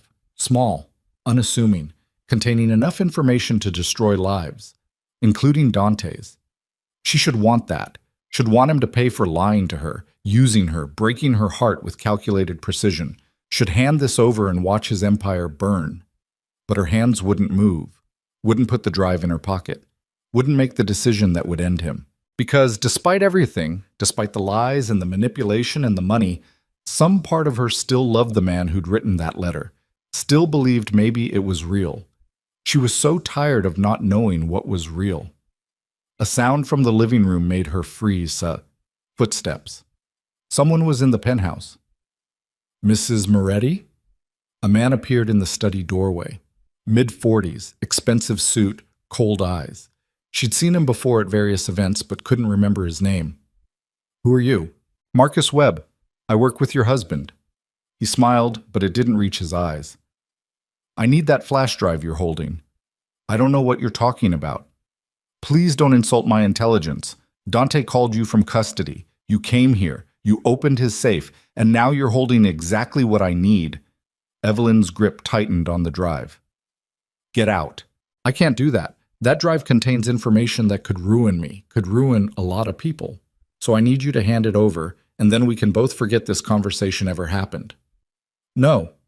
Marcus pulled a gun from his jacket, not dramatically, just calmly, like he was retrieving a phone. I really don't want to hurt you. Dante's already going to be furious that I'm here, but I need that drive more than I need his goodwill. Evelyn's entire body went cold. She'd lived in Dante's world for 2 years, but had never actually faced the violence that powered it. Never had someone point a gun at her while calmly explaining why they might kill her. If you shoot me, Dante will destroy you. If I don't get that drive, I'm destroyed anyway. Federal prosecutors have enough to put me away for 30 years. That flash drive is the only thing that can make this go away. So please, Mrs. Moretti, don't make this harder than it needs to be. Her mind raced. The lawyer's office was 20 minutes away. Marcus was between her and the door. Even if she ran, even if she screamed, who would come? The penthouse was soundproofed, private, designed specifically so neighbors wouldn't hear things. How did you get in here? Dante's not the only one with keys. Marcus took a step closer. I'm losing patience. Evelyn looked at the gun, at Marcus, at the flash drive in her hand. She threw it. Not at Marcus, at the window behind him. The flash drive hit the glass and bounced off. Bulletproof, of course Dante would have bulletproof windows, but the movement made Marcus turn instinctively. Evelyn ran, not toward the door, toward Dante's desk, toward the bottom drawer she'd seen him open 100 times, the one he always locked afterward. Her fingers found the lock, still open, because he'd been arrested before he could secure everything. Inside was another gun. She grabbed it and spun around just as Marcus recovered. They stood there facing each other, both armed, both terrified in different ways. You don't know how to use that, Marcus said. You want to bet your life on that? Her hands were shaking so badly she could barely hold the weapon. She'd never fired a gun, never even held one before this moment. But Marcus didn't know that, couldn't be sure. Even if you shoot me, others will come. This doesn't end with me. Then I guess we're both in trouble. They stared at each other. Evelyn could hear her own breathing, ragged and too fast, could feel sweat running down her spine despite the penthouse's perfect climate control. Evelyn, a new voice from the doorway. She didn't dare look away from Marcus to see who it was. Evelyn, put the gun down. She recognized the voice now. Vincent Russo, another of Dante's associates, the one whose wife had been taken and returned different. I can't, she said. Yes, you can. Marcus, you too. Both of you, weapons down, now. This doesn't concern you, Vincent, Marcus said. It concerns me when you break into Dante's home and threaten his wife. Put it down or I put you down. Marcus hesitated, then slowly lowered his gun, set it on the floor. Evelyn kept hers raised. Didn't trust any of this. Didn't trust anyone. You too, sweetheart, Vincent said gently. You're safe now. How do I know that? Because if I wanted you dead, you'd already be dead. I'm here because Dante called in every favor he had to make sure you were protected. So put the gun down before you accidentally shoot yourself. Evelyn's arms were aching. Her whole body was shaking. Slowly, carefully, she set the gun on the desk. Vincent moved into the study, picked up Marcus's weapon, then gestured for Marcus to leave. We'll discuss this later, in private. Marcus glanced at Evelyn one more time, then walked out. She heard the penthouse door close, heard Vincent lock it. You okay? He asked. No. Fair enough. He picked up the flash drive from where it had fallen, handed it to her. Dante said to get this to his lawyer. I'll drive you. Why are you helping me? Because Dante saved my wife when no one else would. When she was taken, he didn't calculate the politics or worry about the cost. He just got her back. So when he calls asking me to protect you, I don't ask questions. I just do it. Evelyn took the flash drive with numb fingers. He really called you? From his one phone call, used half of it on you, other half on me, asked me to make sure you were safe. That's all he cared about. Not his legal situation, not his empire falling apart. Just you. She felt tears building and forced them back. I don't know what's real anymore. Then don't try to figure it out right now. Right now, you just survive. Come on. Vincent's car was armored. Tinted windows. The kind of vehicle designed to survive situations Evelyn didn't want to imagine. They drove through Manhattan in silence until he pulled up outside a nondescript office building. 4th floor, suite 403. Tell them Vincent sent you. Aren't you coming? Can't. I've got other problems to handle. But you'll be safe here. She climbed out and watched him drive away, then turned toward the building. Her legs felt unsteady. Everything felt unsteady. The lawyer's office was exactly what she expected. Expensive, discreet, full of people who looked like they specialized in making problems disappear. A woman met her at the door. Mrs. Moretti? Yes. This way. She was led into a conference room where 2 men waited. One she recognized, Dante's lawyer, Thomas Chen. The other was unfamiliar. Mrs. Moretti, thank you for coming. This is Agent David Morrison, FBI. Evelyn froze. FBI. Don't worry, Morrison said. I'm not here to arrest you. I'm here because that flash drive you're holding could help us take down some very dangerous people. People who've been operating with impunity for years. I was told to give it to the lawyer. And you should, but I wanted you to understand what it contains first, what it means. Chen gestured to a chair. Evelyn sat, still clutching the flash drive. Morrison opened a laptop and pulled up files. Your husband has been documenting criminal activity for the past 5 years. Names, dates, transactions. Enough evidence to prosecute dozens of major players in organized crime, including people in law enforcement, in government, in places you wouldn't expect. Why would he do that? Insurance, leverage, maybe conscience. With men like Dante, motivations get complicated. But the point is, this information could change everything, could clean up corruption that's been poisoning the city for decades. Or it could get a lot of people killed, Chen added quietly. Morrison shot him a look. You can't protect everyone. You know that. Once this information goes public, there will be retaliation. Blood in the streets. And Evelyn will be a primary target because everyone will assume she has more. So what are you asking me to do? Evelyn's voice came out hoarse. Morrison leaned forward. Give us the drive. Let us use it to build cases. We'll put you in witness protection. New identity, new life, completely safe. And Dante? He's already in custody. The charges will likely stick regardless. But with this evidence, we can offer him a deal. Reduce sentence in exchange for testimony. Evelyn looked at the flash drive in her hand. Such a small thing to contain so much destruction. And if I don't give it to you? Then nothing changes. Corrupt people stay in power. Criminals keep operating. And your husband spends the next 20 years in federal prison. But I'd be safe. For now. But Marcus Webb isn't the only one looking for that drive. Eventually someone will find you, and they won't ask as nicely as he did. She thought about the gun pointed at her less than an hour ago, about Marcus's cold eyes, about all the violence lurking just beneath the surface of Dante's world. I need to think about this. Mrs. Moretti, we don't have time. I said I need to think. Chen stood. Give us the room, Agent Morrison. Morrison looked like he wanted to argue, but something in Chen's expression stopped him. He left. Once the door closed, Chen sat down across from Evelyn. What do you want? He asked quietly. What? Not what you think you should want. Not what's strategic or safe or right. What do you actually want? Evelyn stared at the flash drive. I want to not be married to a man who lies to me. I want to not love someone who used me. I want to go back to before any of this happened and make different choices. But you can't. So given what's actually possible, what do you want? I want to talk to him, to Dante, face to face, without lawyers or FBI agents or guards, just us. And I want him to tell me the truth, the real truth, not the strategic version, not what he thinks I need to hear, just what's actually real. Chen studied her for a long moment. That's going to be complicated to arrange. I don't care, that's what I want. And if he tells you the truth, and you don't like what you hear, then I give you the flash drive and disappear into witness protection. But I need to hear it from him first.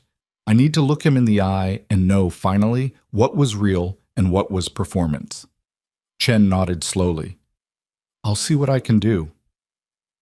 It took 3 days. 3 days of staying in a safe house Chen arranged.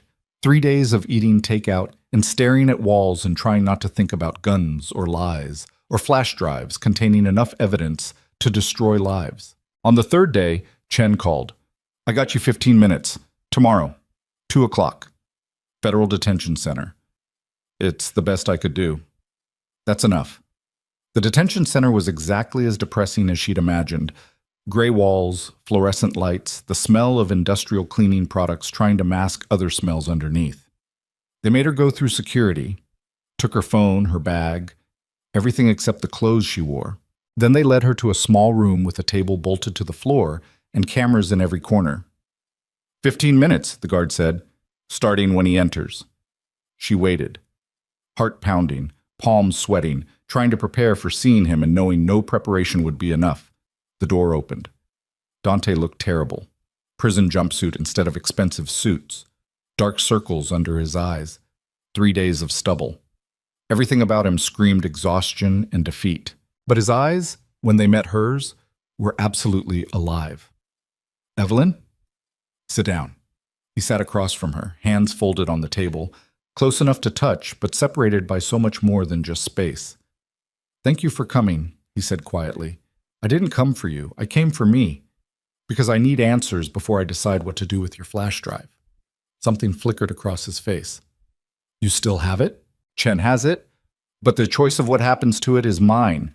So talk. You have 15 minutes to tell me the truth about everything. And Dante, I'll know if you're lying. I've spent 2 years learning to read between your words, so don't waste our time with strategy, just truth. He took a breath, let it out slowly. Where do you want me to start? The beginning, the trust. Why you really married me. I married you for the money. That part you know. My organization needed capital to expand into legitimate businesses. 30 million was exactly what we needed.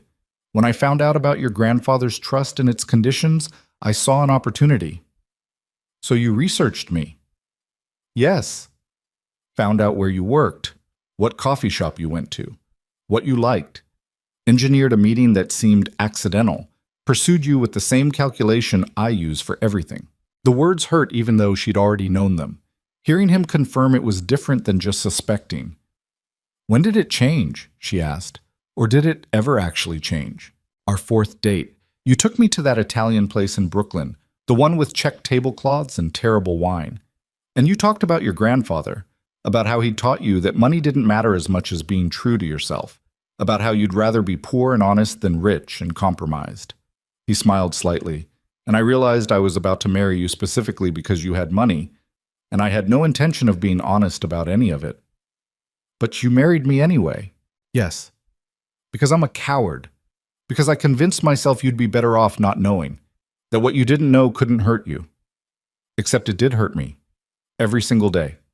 I know, I saw it happening and couldn't stop myself from causing it. Couldn't figure out how to be honest without losing everything. So I just kept lying, kept building walls, kept telling myself it was protection when really it was just fear. Evelyn's hands were shaking. She pressed them flat against the table. The letter in the safe. Was that real? Every word. You wrote it 2 years ago. 3 weeks after our wedding. After you'd been living in the penthouse for less than a month and I already couldn't imagine it without you in it. Then why didn't you tell me? Why wait until now when everything's destroyed? Dante's jaw worked. She could see him fighting for control, fighting against emotions he'd spent a lifetime suppressing. Because I'm broken, he said, finally. Because my father taught me that love was weakness and vulnerability was death. Because everyone I've ever cared about has either betrayed me or died. Because I didn't know how to be the kind of man who could love you without destroying you in the process. So you destroyed me anyway. Yes. His voice cracked. Yes, I did. And I'm so sorry. For all of it. For every lie. Every wall.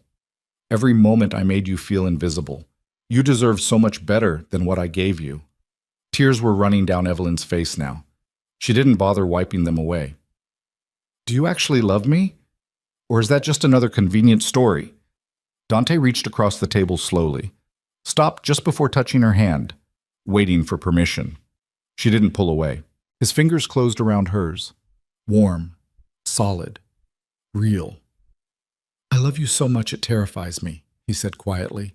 I love you so much I sabotaged our entire marriage rather than risk you seeing how desperately I need you. I love you so much that when Marcus Webb pulled a gun on you, I would have burned down the entire federal government to get out of this cell and protect you myself. Vincent told me you used your phone call on me. Half on you, half on him. Because keeping you safe mattered more than my legal defense, more than my freedom, more than anything. That's stupid. I know. You're facing 20 years in prison. I know. And you're more worried about me than about yourself. Yes. Evelyn stared at their joined hands, at the way his thumb was rubbing gentle circles against her palm. Such a small gesture, such an enormous admission. The flash drive could get you out, she said. Morrison said they'd offer a deal. Reduced sentence for testimony. Don't give it to them? What? Don't give them the drive. If you do, people will die, not just criminals. Innocent people caught in the crossfire, families of people I documented, kids who don't deserve to pay for their parents' choices. But you'll go to prison. I've done things that deserve prison, things I'm not proud of, things I can't take back. Maybe this is justice finally catching up. Dante. But you, You're innocent. You didn't choose this life. Didn't sign up for the violence or the lies or any of it. So whatever you do with that drive, do it for yourself. Not for me. Not because you think you owe me something. Just choose the life you actually want. The guard knocked on the door. 2 minutes. Evelyn's grip tightened on Dante's hand. I don't know what I want. Then figure it out. Take your time. I'm not going anywhere. That's not funny. Wasn't trying to be funny. He smiled slightly. Just honest. She laughed despite everything. Despite the tears and the pain and the absolute wreckage of their marriage. I hate you, she whispered. I know. I hate that I still love you. I know that too. 1 minute, the guard called. Evelyn stood. Dante stood with her, still holding her hand. Whatever you decide, Yistan, he said. Thank you for coming, for giving me a chance to tell you the truth, for his voice broke, for being the only real thing in my life of calculated lies. She pulled her hand free, walked toward the door, stopped, turned back. If I use the flash drive to get you out, what happens to us? What do you want to happen? I asked first. Dante looked at her with absolute honesty in his eyes. I want to start over. No lies. No walls. No protection strategies. Just two people figuring out if they can actually build something real together, but only if that's what you want. Only if you can forgive what I did. And I won't blame you if you can't. Time's up, the guard said, opening the door. Evelyn walked out without answering, left Dante standing in that gray room, watching her leave with an expression that looked like hope and heartbreak combined. She made it to the parking lot before she started crying, sat in Chen's car and sobbed until her entire body hurt, until there was nothing left except exhausted emptiness. Her phone buzzed. Chen, have you decided what you want to do with the drive? She stared at the message for a long time, thought about Dante in that cell, about Marcus and his gun, about innocent families caught in crossfire, about the life she'd thought she wanted versus the life she actually had, about love that was real but broken, about trust that was shattered but maybe, possibly, could be rebuilt. She typed back slowly. I need one more day. Or, that night, back in the safe house, Evelyn couldn't sleep. She kept replaying the conversation with Dante, his words, his expression, the way he'd looked at her like she was the only thing in the world that mattered. Was it real? Could she believe any of it? Around 2 a.m, her phone rang. Unknown number. She almost didn't answer. Hello? Mrs. Moretti, this is Serena Laurent. Evelyn's entire body went cold. How did you get this number? That doesn't matter. What matters is that I need to tell you something about the documents I showed you. I don't want to hear, they were fake. Silence. What? The documents. The ones showing Dante married you for the trust. They were fabricated. Serena's voice cracked. I wanted you to leave him. I thought if you believed he'd used you, you'd walk away and maybe he'd finally turn to me. So I created fake evidence, hired someone to doctor the dates, made it look like he'd known about the trust before he met you. Evelyn couldn't breathe. You're lying. I wish I was, but I just found out he's in federal custody, and I can't let you make decisions based on lies, I told. The truth is, Dante didn't know about your trust until after you were engaged. I checked. The real timeline doesn't match what I showed you. He married you before he knew about the money. The room was spinning. Why are you telling me this now? Because I'm not a monster. I loved him, still love him, and I made terrible choices because of it. But you deserve to know the truth before you decide what to do. The call ended. Evelyn sat there in the dark, trying to process what she'd just heard. If Serena was telling the truth, if the documents were fake, then Dante hadn't married her for money. He'd chosen her before knowing about the inheritance, which meant everything he'd said today was real, which meant their entire marriage had been destroyed by lies, but not the lies she'd thought. She grabbed her laptop and started searching, found her grandfather's will, the trust documents, the actual legal timeline. Serena was right. The dates didn't match what she'd been shown. The trust had been established after Dante proposed, not before. He'd chosen her first, and she'd left him thinking he'd only wanted her money. Evelyn called Chen immediately. It's 3 a.m, he answered groggily. I know, I need to see Dante tomorrow, first thing. What changed? Everything. The documents Serena showed me were fake. Dante didn't know about the trust when he married me. Silence. Chen? Are you there? I'm here. I'm just... Evelyn, I need to tell you something. Dante knew those documents were fake. What? Serena sent him copies before she showed them to you. He knew exactly what she was planning, knew she was going to try to turn you against him. Then why didn't he tell me? Because he thought you deserved to leave him. Thought maybe she was right that you'd be better off without him. So he let you believe the worst because it gave you permission to go. Evelyn felt like the ground was disappearing beneath her. He let me think he'd used me. Let me hate him. Let me file for divorce because he thought I deserved better. That's what he does. Destroys himself to protect people he loves. It's his fatal flaw. She ended the call and just sat there, trying to understand. Dante had known the truth, had let her leave anyway, had sat in that detention center today and let her accuse him of things he hadn't actually done because he thought it would set her free. That's not strategy. That's not manipulation. That's just broken love from a broken man who didn't know any other way. Evelyn grabbed the flash drive from where she'd hidden it, stared at it in her palm. Then she made her decision. The next morning, she walked into FBI headquarters with the flash drive in her purse and a plan she hadn't told anyone. Morrison met her in the lobby. Mrs. Moretti, have you made a decision? Yes, but I have conditions. I'm listening. You use this to build cases against everyone except Dante. You give him full immunity, and you help me disappear. I can't promise. Then I destroy the drive right now. Those are my terms. Morrison studied her face, saw absolute determination there. Why would you want to disappear if we're offering Dante immunity? Because I need him to think I'm gone. Need him to believe I took your witness protection deal and started over somewhere he can't find me. Can you do that? Why? Because if people think I'm under FBI protection, they won't come after me. And if Dante thinks I'm safe and far away, he'll stop trying to control the situation. He'll actually accept the immunity deal instead of trying to sacrifice himself. Can you do it or not?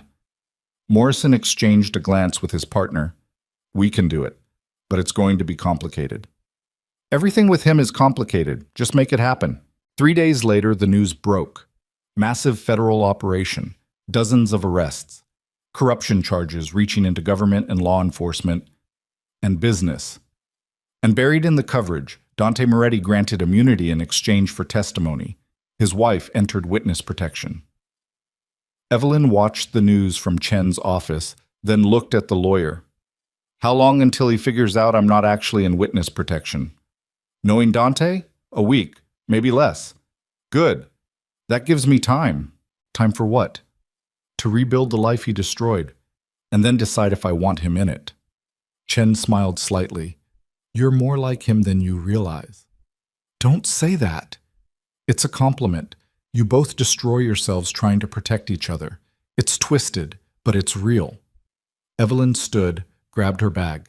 Tell him, when he figures it out, tell him I'm somewhere safe, somewhere he can't find me until I'm ready.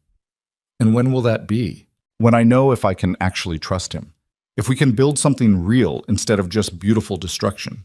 She walked out of Chen's office and into the November cold, leaving behind the flash drive and the lies and the life she'd thought she wanted.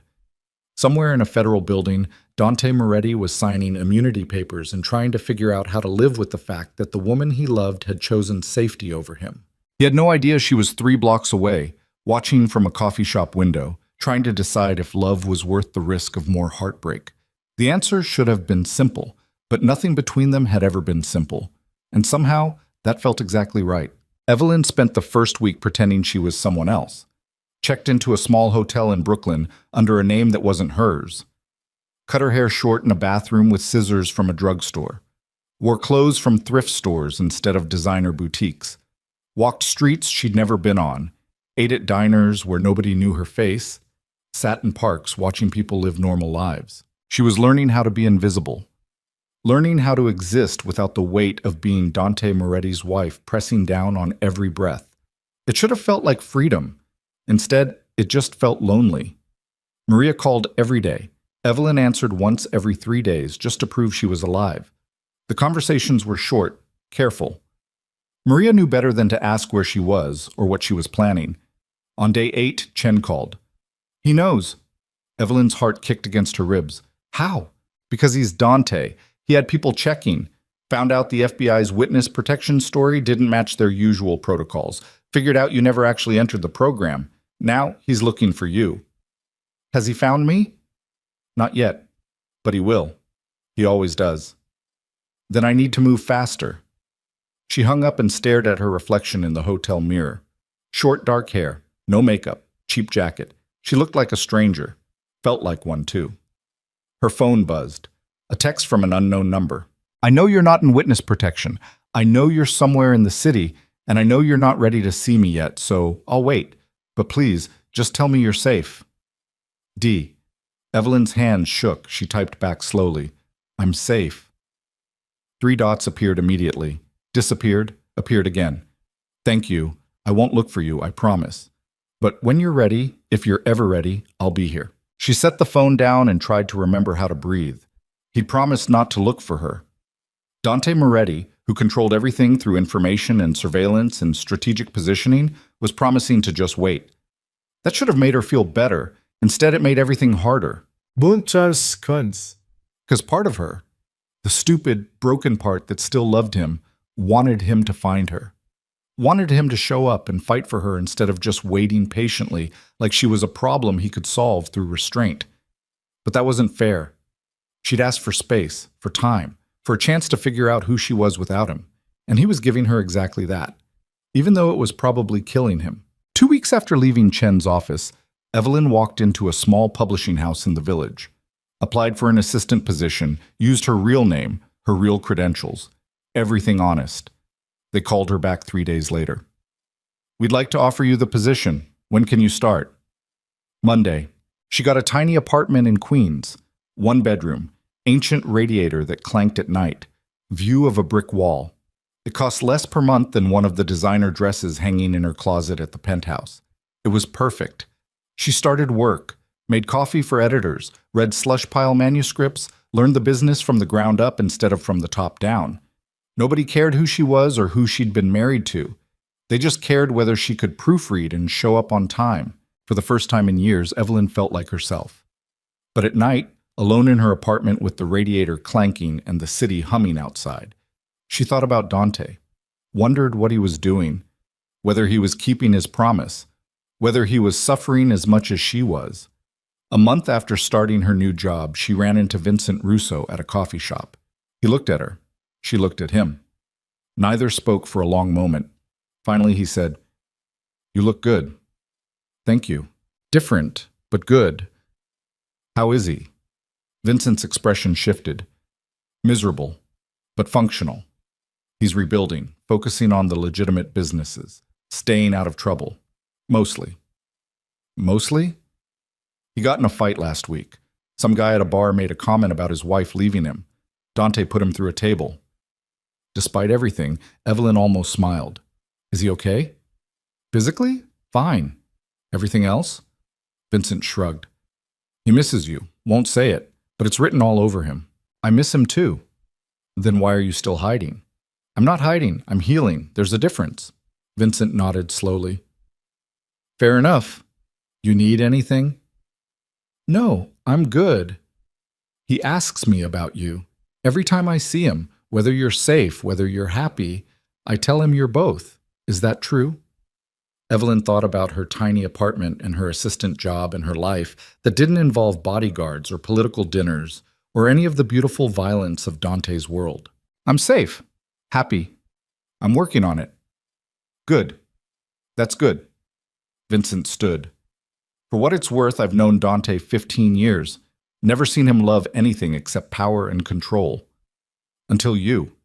You broke something in him, changed something. Don't know if that's good or bad, but it's real." He left before she could respond. Evelyn sat there with her coffee going cold, trying to process what he'd said, trying to figure out what she wanted it to mean. That night, she pulled out the letter Dante had written 2 years ago, the one she'd found in his safe. Read it again in the dim light of her apartment.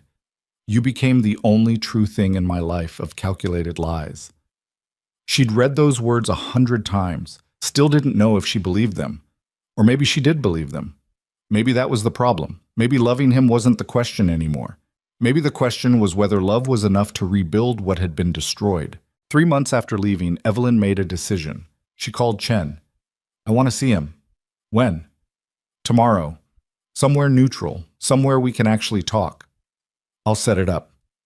The meeting was arranged for a small art gallery in Soho, closed to the public for a private showing that didn't exist. Just empty rooms and expensive paintings and enough space to breathe. Evelyn arrived early, wore jeans and a sweater instead of designer clothes, hair still short, face bare, everything honest. She was staring at a painting she didn't understand when she heard footsteps behind her. Evelyn. She turned. Dante looked different, thinner, tired, but his eyes, when they met hers, were absolutely alive, desperate, terrified, hopeful. Hi, she said. Hi. He stayed where he was, 10 feet away, like closing the distance required permission he didn't have. You look different. I cut my hair. I like it. You're lying. No, I'm really not. You look... He stopped. Started again. You look like yourself. Like the woman I met 3 years ago before I convinced you to become someone else. I became that person on my own. No. You became that person because I needed you to be her. And I'm sorry for all of it. They stood there in the empty gallery, surrounded by art. Neither of them was looking at, trying to figure out how to start. Chen said you've been staying out of trouble, Evelyn finally said. Mostly. Mostly? There was an incident at a bar, but in my defense, he deserved it. Vincent told me. Of course he did. Dante smiled slightly. How are you? Really? She searched for the right word. I'm okay. I have a job, an apartment, a life that's mine. That's good. I'm glad. Are you? Really? Or are you just saying what you think I want to hear? I'm devastated that you're not with me, but I'm genuinely glad you're building something for yourself. Both things can be true. Evelyn walked closer, not all the way, just close enough to see his face clearly, to read the truth in his expression. I talked to Serena, she said. Dante went very still. When? The night before I gave the FBI the flash drive. She told me the documents were fake, that you didn't marry me for the trust. I know, Chen told me. Why didn't you tell me yourself? When I accused you in the detention center, why didn't you defend yourself? Because you deserved to believe the worst of me, deserved permission to leave without guilt. I'd already destroyed you with my lies. Didn't want to trap you with the truth. That's not your decision to make. I know, but I made it anyway, because that's what I do. I make decisions for other people and call it protection, when really it's just control. He dragged his hand through his hair. I'm trying to be different, trying to let go. But it's hard when every instinct I have screams to fix things, to manage the situation, to make sure you're safe, even if it means lying to you again. I don't need you to fix things. I need you to be honest with me. I know, so here's honest. I miss you so much I can barely function. I wake up looking for you. Come home to an empty penthouse that feels like a tomb. Sit in rooms we used to share and try to remember what your voice sounds like. And it's destroying me. But I won't ask you to come back.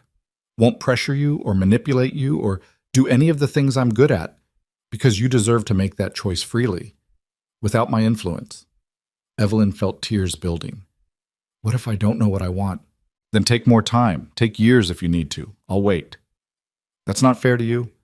I don't care about fair. I care about you being happy, even if that happiness doesn't include me. She moved closer, close enough to touch, close enough to see the exhaustion in his eyes, the pain he was trying to hide.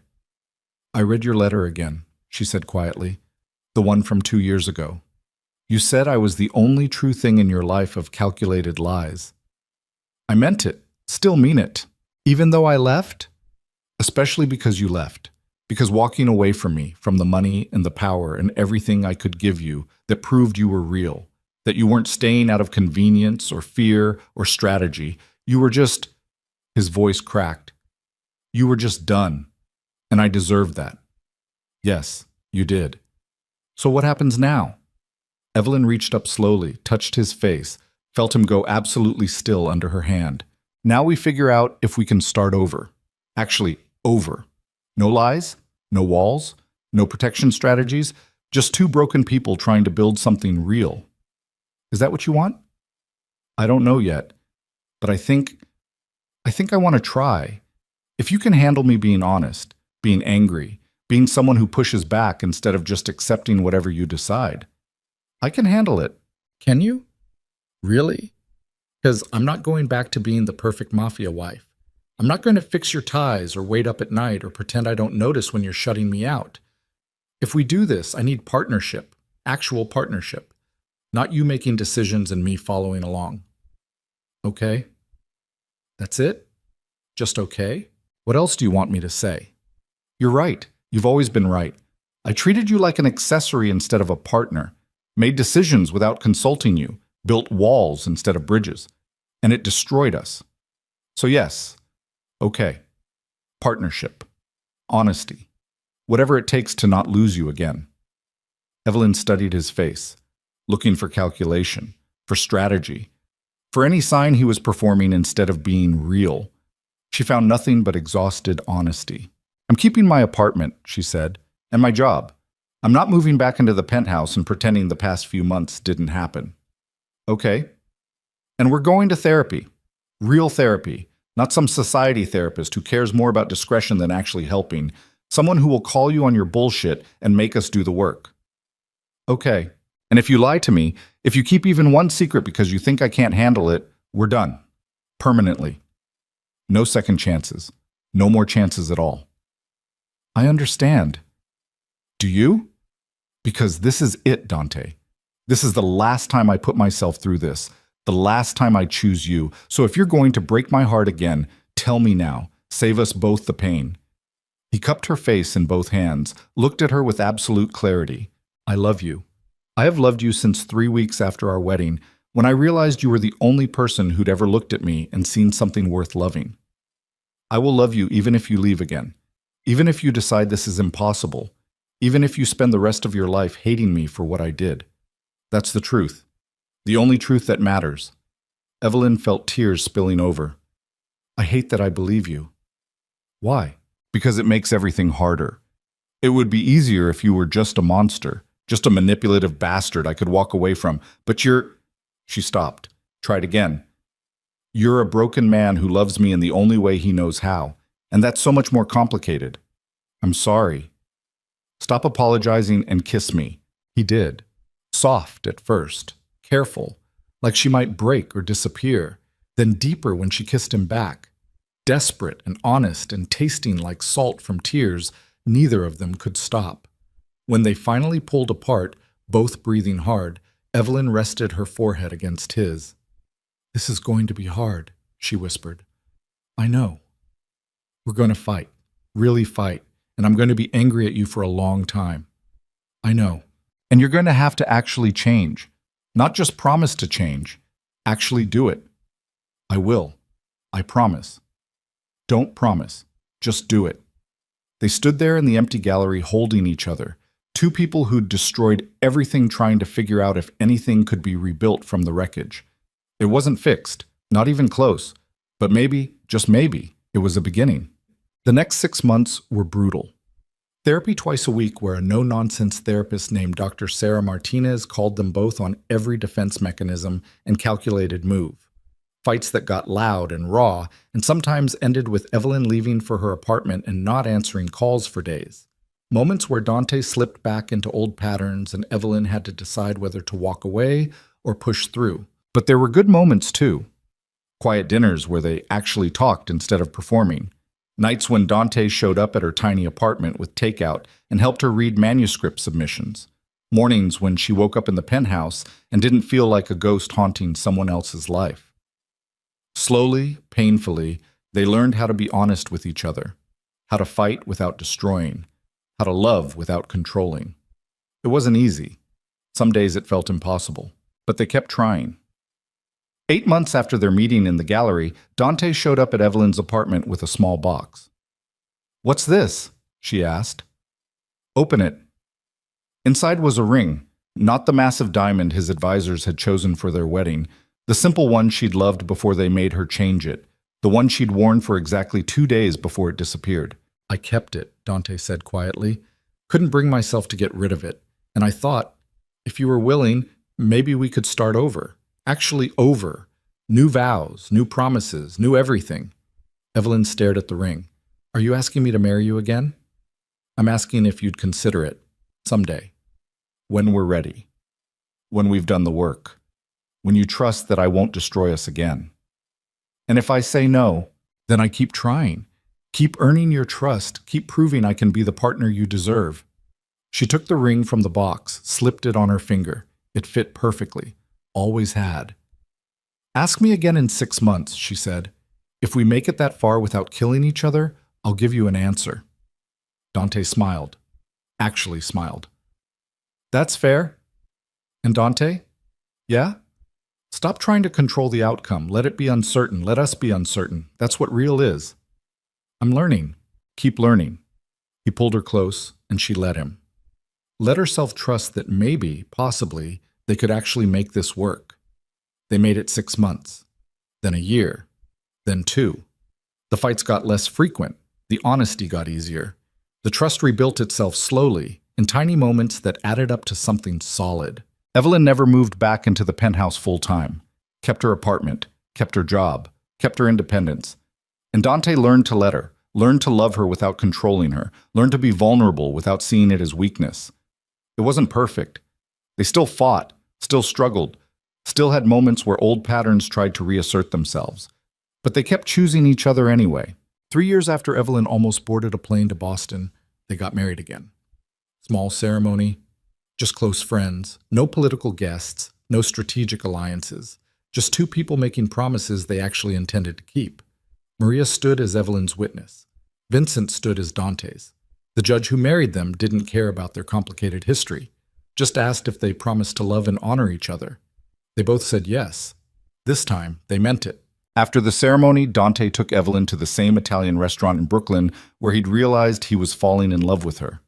The one with checkered tablecloths and terrible wine, where she'd talked about her grandfather and being true to yourself.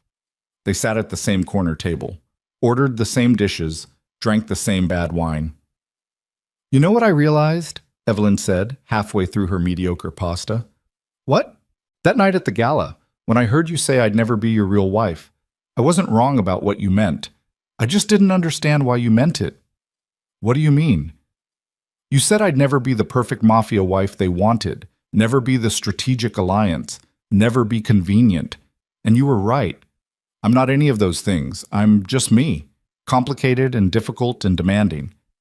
And perfect, Dante added quietly. Not perfect. Real.